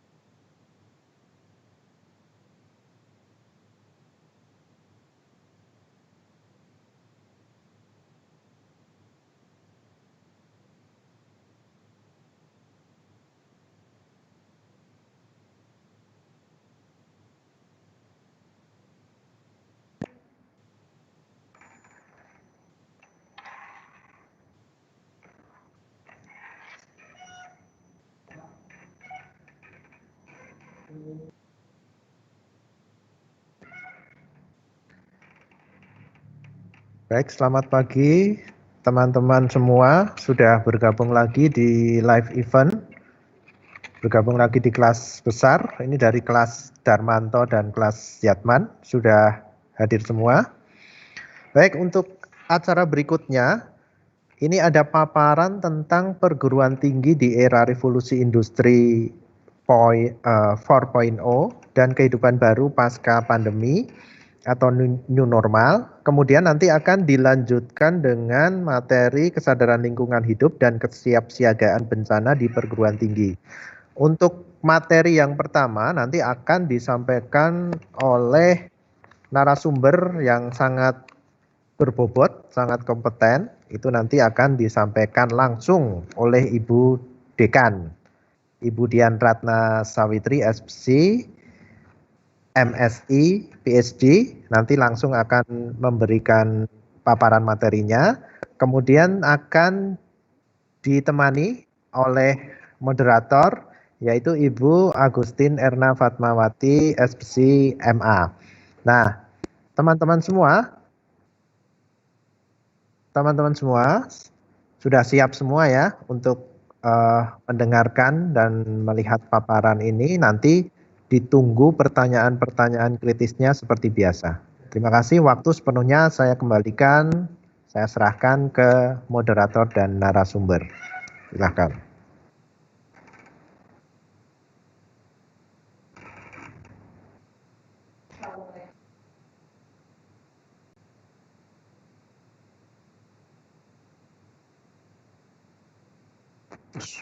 Putus.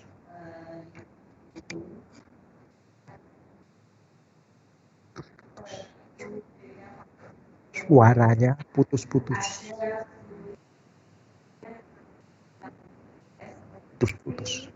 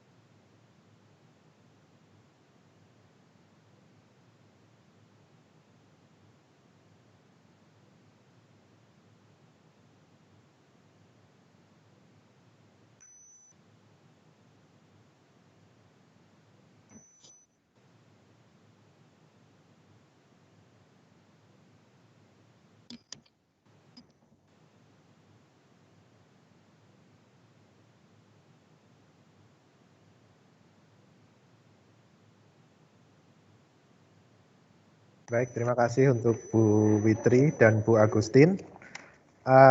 Paparan yang sangat menarik, tapi sayang tadi mohon maaf ada sedikit terputus-putus ya.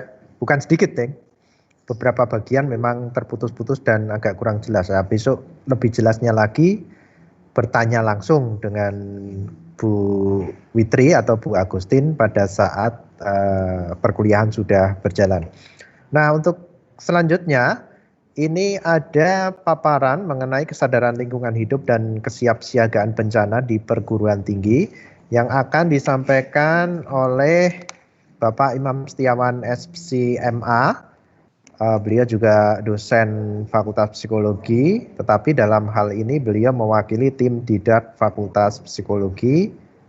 Mbak Agustin masih di situ ya? Sebagai moderator ya? Nah, Bu Agustin nanti akan bertindak sebagai moderator lagi. Kemudian mohon beri report ya tentang daftar hadir karena tadi ada sedikit masalah. Jadi nanti kalau misalnya masih belum bisa mengisi daftar hadir dengan tuntas, harap dituliskan di Q&A ya, absennya ya nanti ya. Ini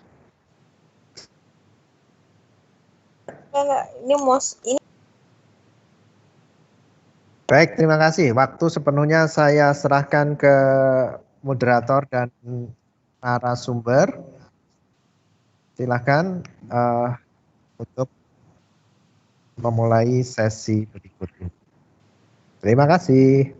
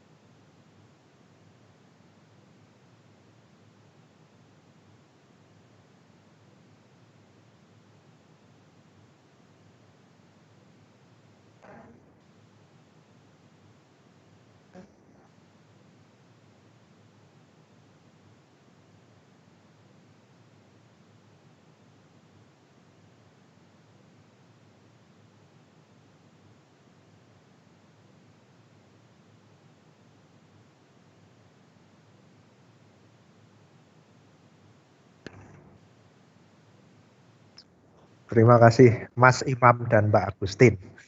Materi yang sangat dahsyat, luar biasa, fenomenal.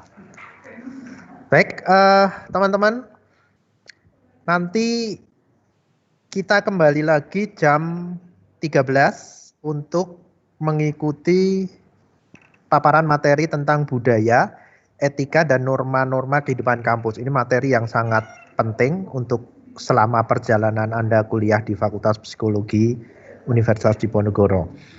Nanti jam 12 sampai jam 13 ya, sampai jam 1 siang istirahat dulu, nanti join lagi masuk ke kelas yang sama, ke kelas besar ini. Ya, sampai selesai nanti di kelas besar terus. Demikian, terima kasih. Sampai ketemu lagi nanti jam 13.00. Jangan telat ya.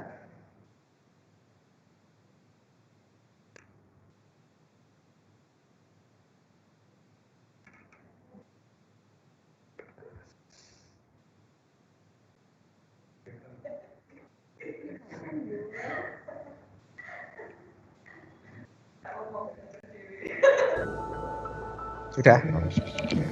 Saya manggilnya teman-teman. Itu saya bilang ilmu yang dinamis. Ilmu jiwa, ilmu manusia. Buat saya ya ilmu yang benar-benar kita bisa kembangkan.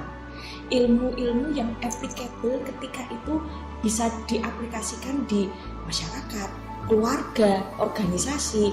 Psikologi membantu kita berpikir dengan paradigma yang berbeda. Kita juga belajar sendiri gitu loh, bagaimana kita bisa mengenal diri sendiri dan itu bisa kita bagikan ke orang-orang lain. Semakin kita bisa belajar memahami bahwa semua orang itu unik dengan karakter masing-masing, dengan bahwa semuanya itu pasti ada kelebihannya lah.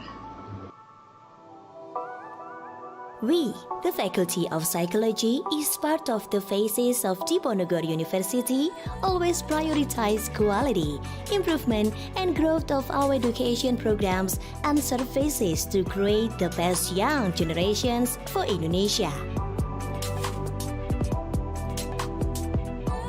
Welcome to the Faculty of Psychology Diponegoro University Indonesia, one of the best faculty offering psychology education in Indonesia.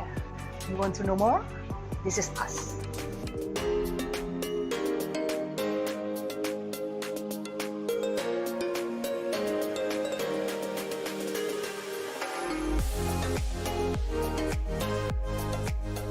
We have competent lecturers in their field, professional education, and support staffs, which enhance the Faculty of Psychology of Diponegoro University to be able to deliver various qualified education conducts and services aligned with our vision and mission.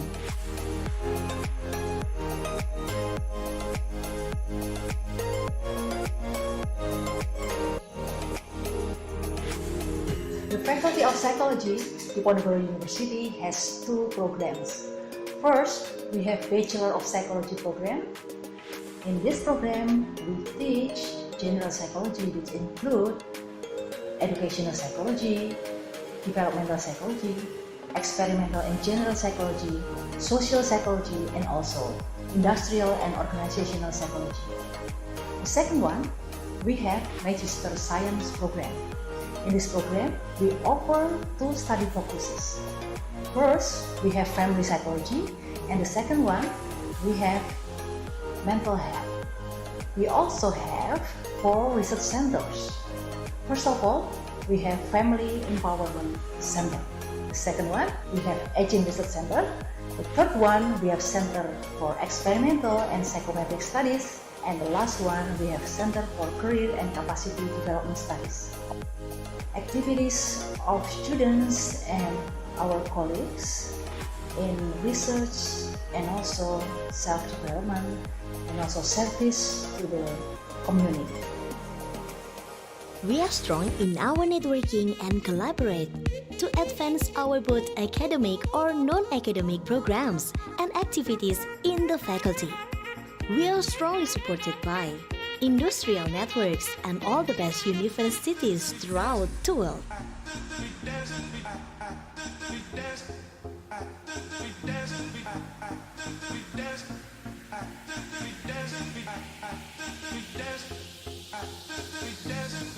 Diponegoro University's Faculty of Psychology believes that one network with graduates and partnership relation with various related parties is a step to strengthen the quality of education that we could provide, complement the facilities we offer, and help our graduates to find work in the industry. Faculty of Psychology of Diponegoro University has arranged for various facilities to develop every student competencies.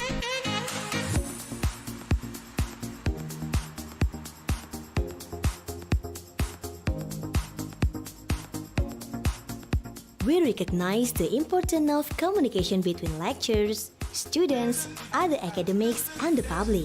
We strive to provide up-to-date information about all education activities and news about the faculty in the website and faculty social media.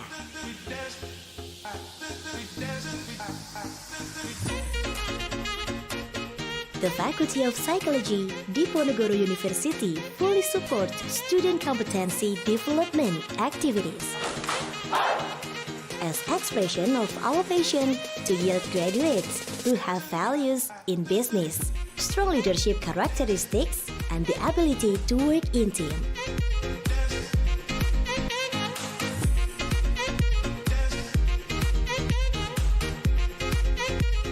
Karena psikologi itu kayak ini sih ya, kayak rumah. Ketika kita itu tidak happy di dalam suatu lingkungan, maka kita tidak bisa tumbuh kembang.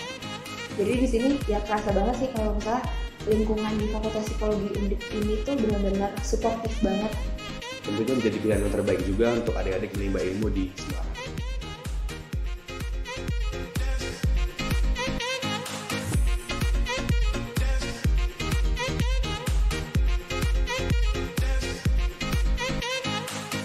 The Faculty of Psychology Diponegoro University is one of the best choice for a brighter future. We look forward to seeing you here.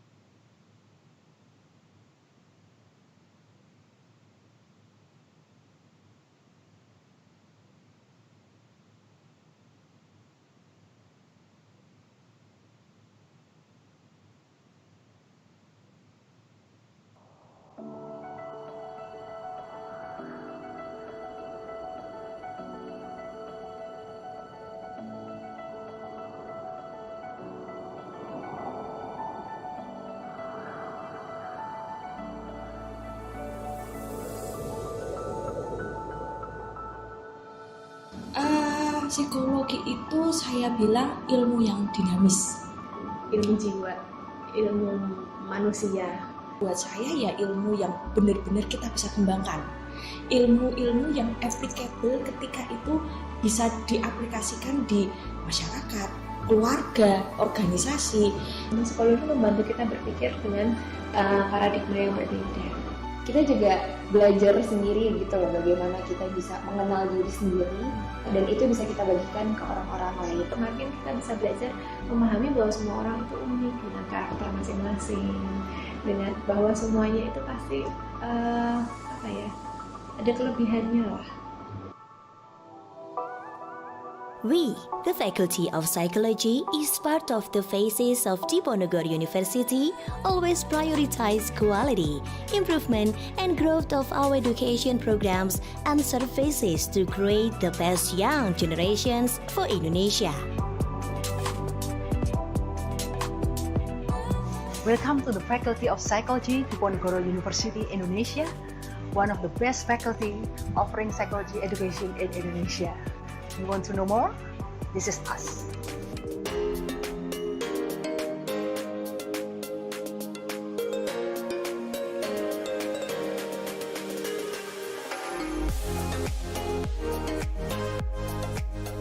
We have competent lecturers in their field, professional education, and support staffs, which enhance the Faculty of Psychology of Diponegoro University to be able to deliver various qualified education conducts and services aligned with our vision and mission.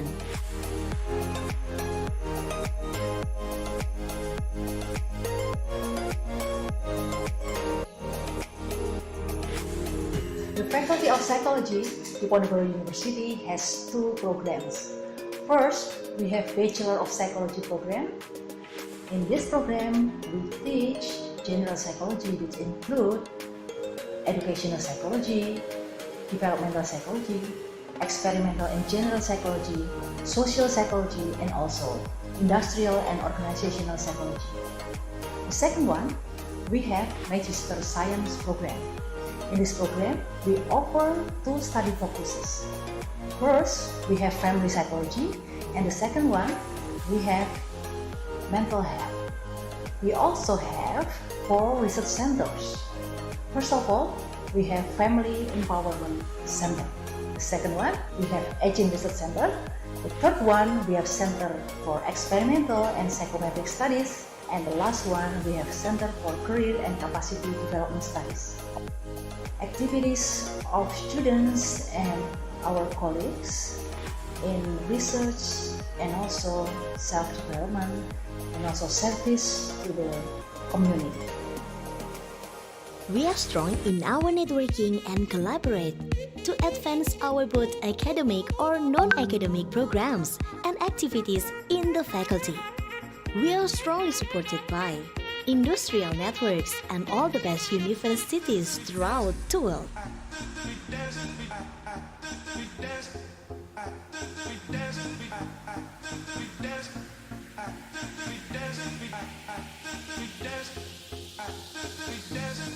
Diponegoro University's Faculty of Psychology believes that will network with graduates and partnership relation with various related parties is a step to strengthen the quality of education that we could provide, complement the facilities we offer, and help our graduates to find work in the industry.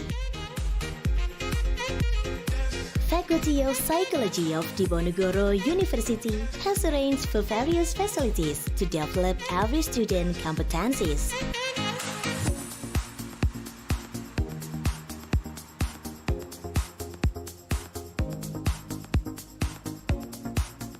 We recognize the importance of communication between lecturers, students, other academics, and the public.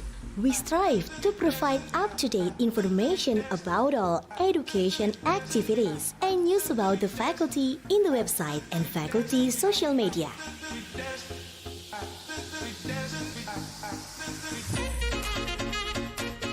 The Faculty of Psychology, Diponegoro University fully supports student competency development activities. As expression of our passion to yield graduates who have values in business, strong leadership characteristics, and the ability to work in team.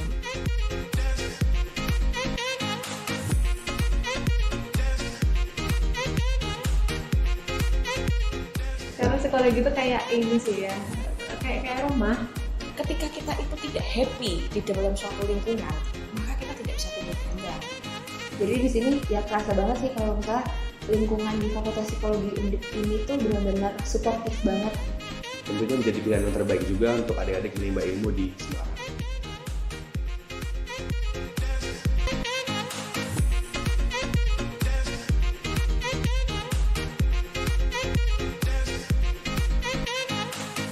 The Faculty of Psychology Diponegoro University is one of the best choice for a brighter future. We look forward to seeing you here.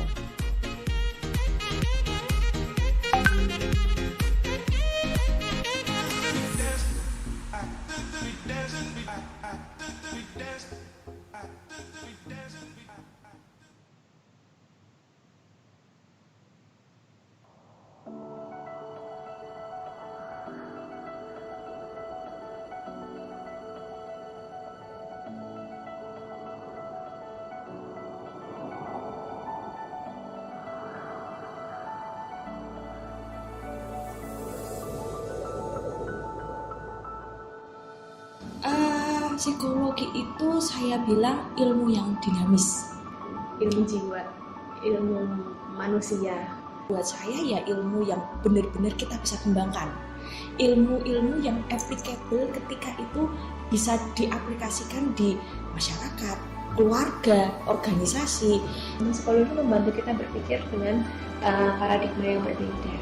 Kita juga belajar sendiri gitu loh, bagaimana kita bisa mengenal diri sendiri, dan itu bisa kita bagikan ke orang-orang lain. Makin kita bisa belajar memahami bahwa semua orang itu unik dengan karakter masing-masing, dengan bahwa semuanya itu pasti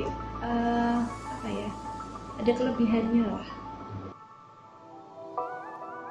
We, the Faculty of Psychology, is part of the phases of Diponegoro University, always prioritize quality, improvement, and growth of our education programs and services to create the best young generations for Indonesia. Welcome to the Faculty of Psychology Diponegoro University Indonesia, one of the best faculty offering psychology education in Indonesia. You want to know more? This is us.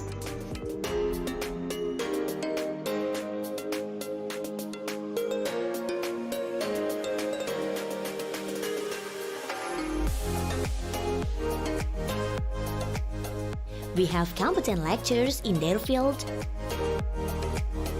professional education,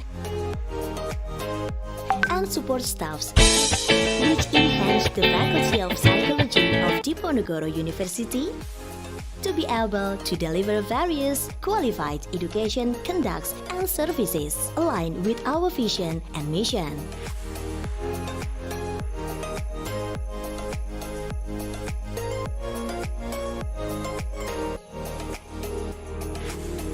The Faculty of Psychology Diponegoro University has two programs.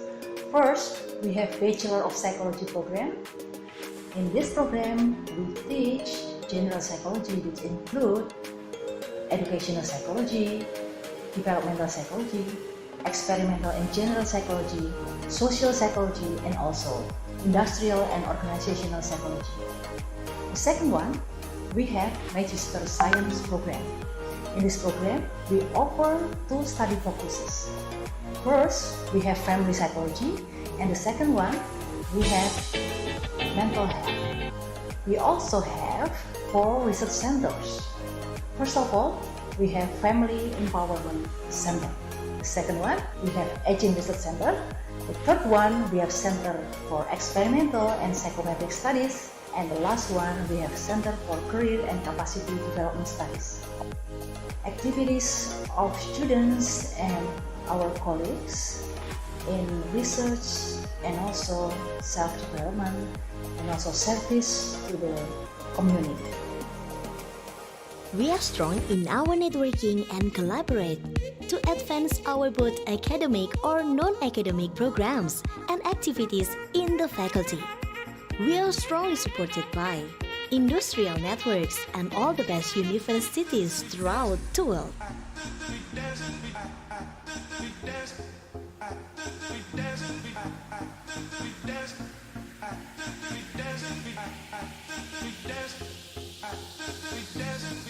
Diponegoro University's Faculty of Psychology believes that to network with graduates and partnership relation with various related parties is a step to strengthen the quality of education that we could provide, complement the facilities we offer, and help our graduates to find work in the industry.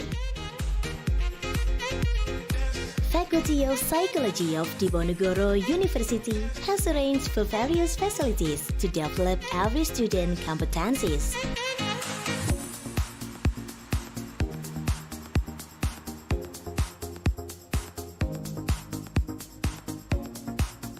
We recognize the importance of communication between lecturers, students, other academics, and the public.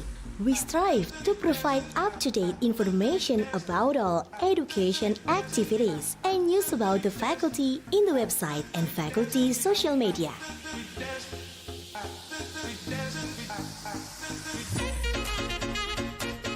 The Faculty of Psychologi Diponegoro University fully supports student competency development activities as expression of our passion to yield graduates who have values in business, strong leadership characteristics, and the ability to work in team.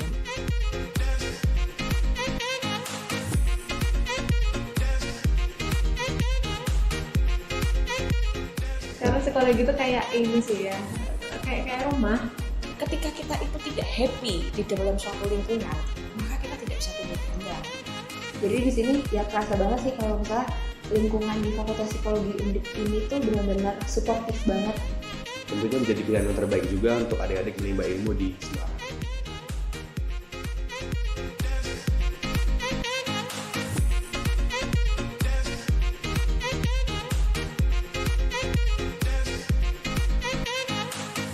The Faculty of Psychology Diponegoro University is one of the best choice for a brighter future. We look forward to seeing you here.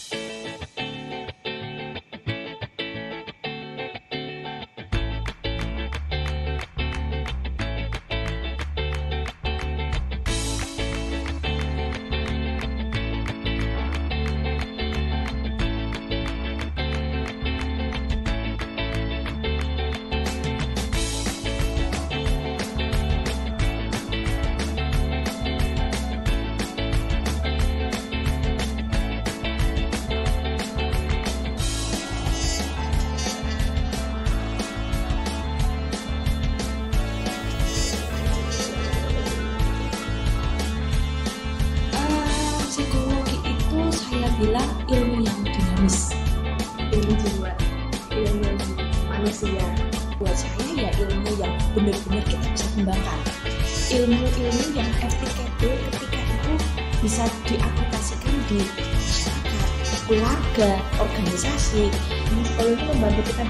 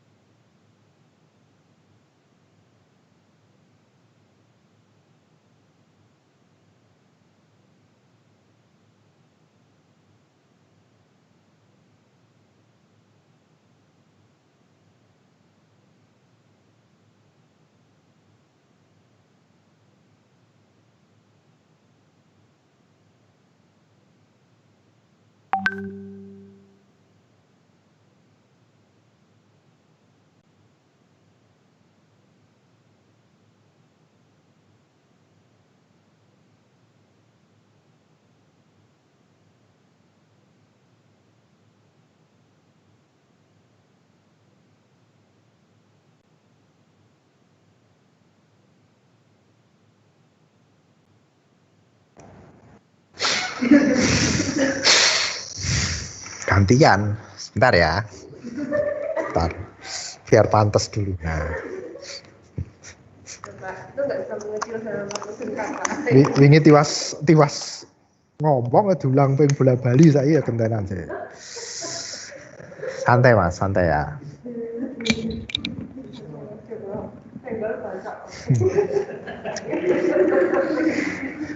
Tiga, dua, satu, siap.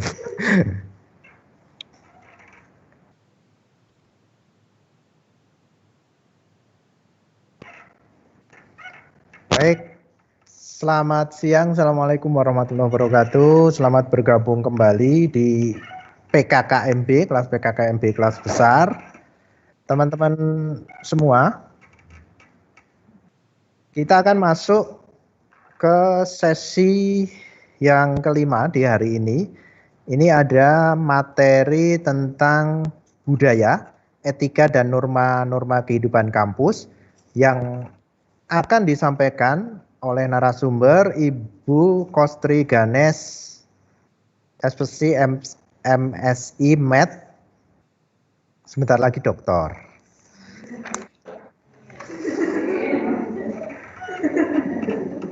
Baik, nanti teknisnya nanti pada saat Bu Kostri menyampaikan paparan materinya, nanti akan diberi kesempatan untuk bertanya seperti biasa ya lewat Q&A. Kemudian nanti akan coba saya pandu atau saya bacakan pertanyaannya sehingga nanti sifatnya lebih interaktif. Demikian, langsung saja waktu sepenuhnya saya serahkan ke Ibu Kostri. Monggo.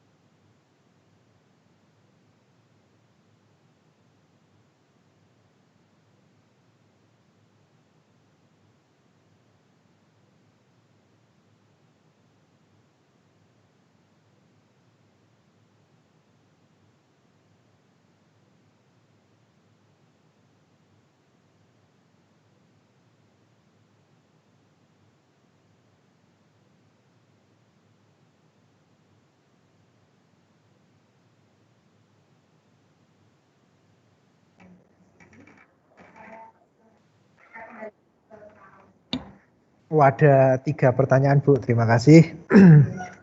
Yang pertama dari Yardan Hanif, saya bacakan saja ya.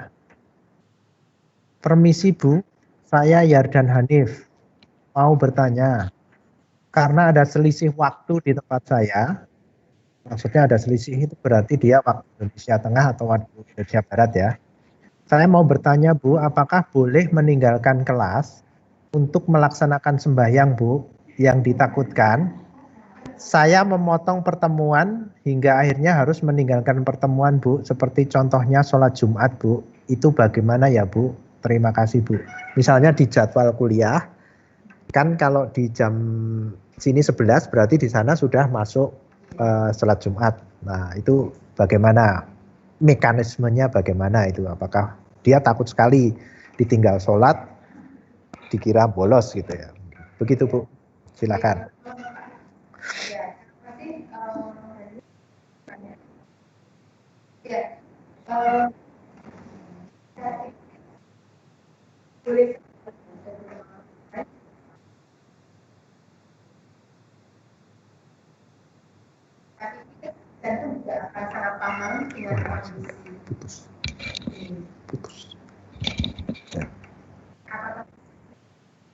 Bisa-bisa tapi agak putus-putus.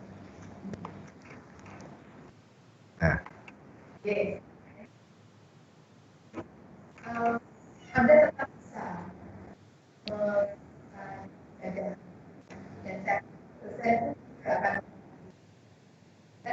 dan kalau kemudian itu mahasiswa akan memberitahukan yang belum saya tahu.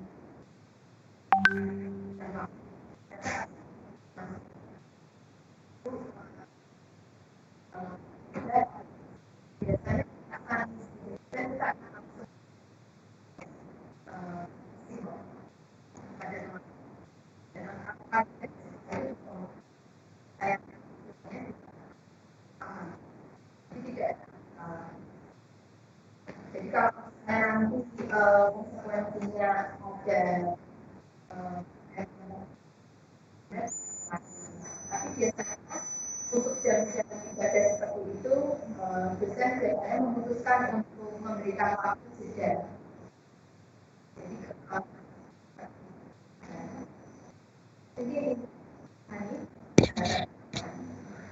Ada lagi Bu, mohon maaf ini dari Ardian Nika Cahyani.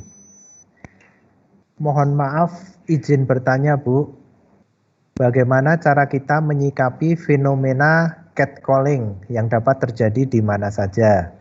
Sebagaimana korban merasa hal tersebut membuat tidak nyaman, tapi bagi pelaku hal itu biasa saja. Terima kasih.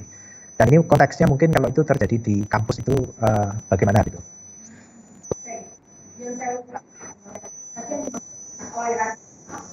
Catcalling yang misalnya sweet gitu terus gitu.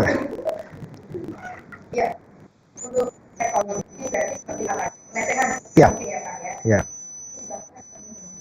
ya. Jadi agak putus-putus sama Bu Fahri. Bagaimana Mas?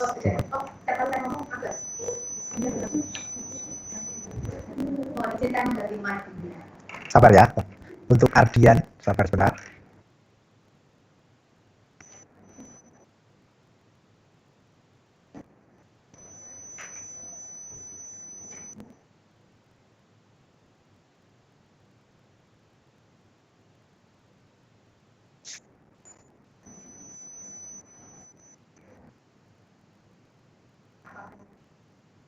Ya, meskipun kecil tapi terdengar. Soalnya nggak kecil tapi terdengar.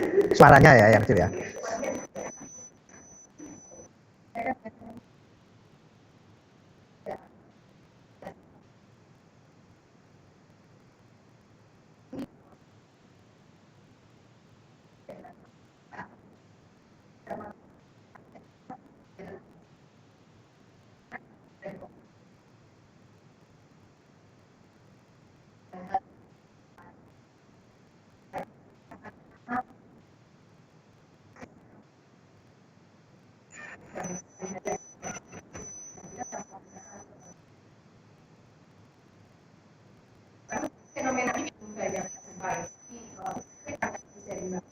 Ardian, ini katanya.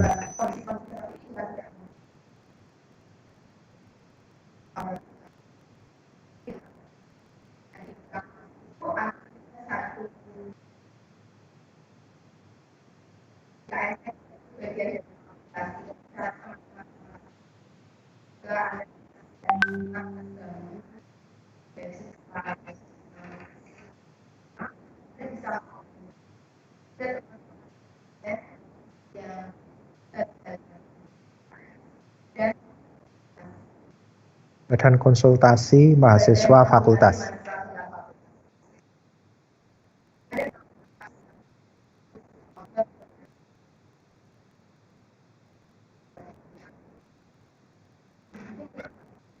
Ya, terima kasih Bu Fahri. Ada lagi nih dari Habel Bonifasius Panjaitan.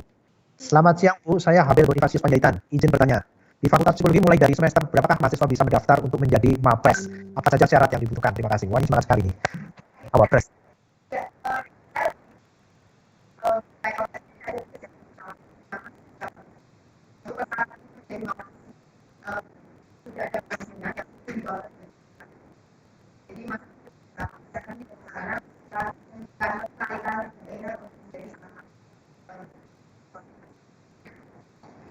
Nah, lanjut, terima kasih. Dania Sabrina Borusinaga. Ternyata teman-teman kita banyak yang dari Medan ya dan sekitarnya. Selamat siang Bu, perkenalkan nama saya Dania Sabrina Borusinaga. Meminta izin untuk bertanya bagaimana solusi yang tepat yang dapat Ibu berikan bagi mahasiswa baru yang masih beradaptasi dengan dunia perkuliahan. Terima kasih Bu.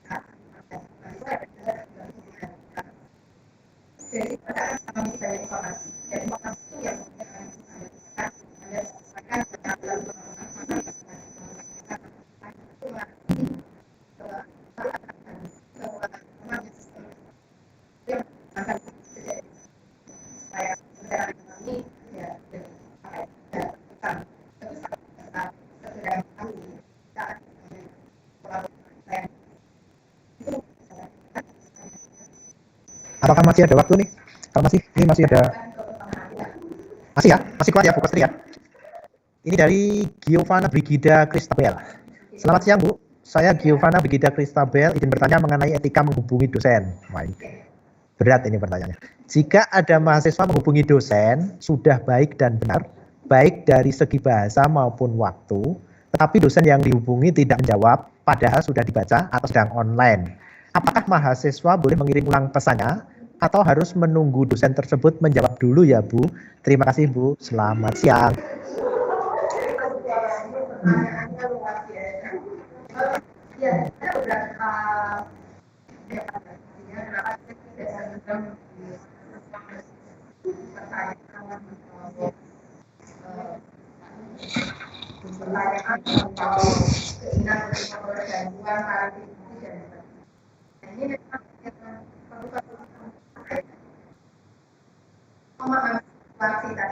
Jadi mungkin dia sedang perlu pengalaman saya yang kemarin itu masih menggunakan cara meng-email saja itu sama hanya 2 kali. Saya saja sebenarnya, cuma waktu itu saya juga butuh informasi sebelum saya bisa menjawabkan yang. The Faculty of Psychologi Diponegoro University has 2 programs.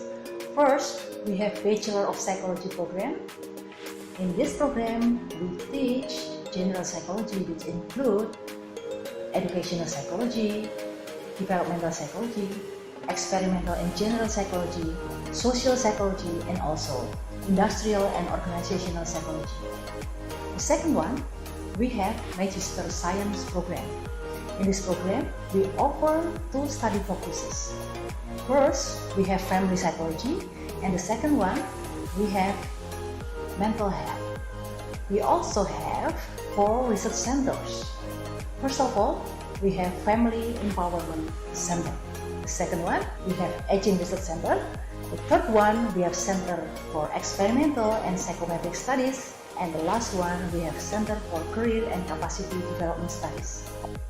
Activities of students and our colleagues in research and also self-development and also service to the community. We are strong in our networking and collaborate to advance our both academic or non-academic programs and activities in the faculty. We are strongly supported by industrial networks and all the best universities throughout the world.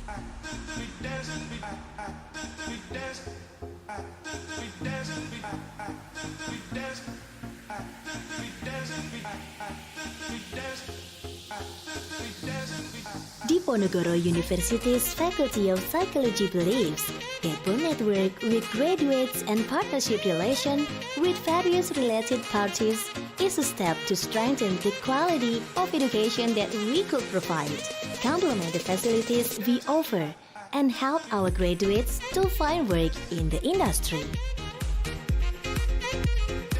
Faculty of Psychology of Diponegoro University has arranged for various facilities to develop every student competencies.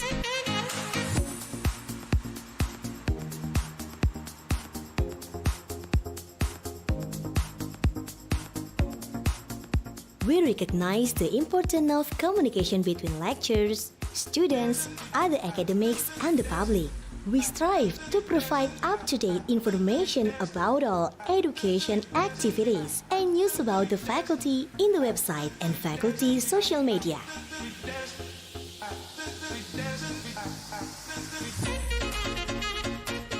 The Faculty of Psychology, Diponegoro University fully supports student competency development activities. As expression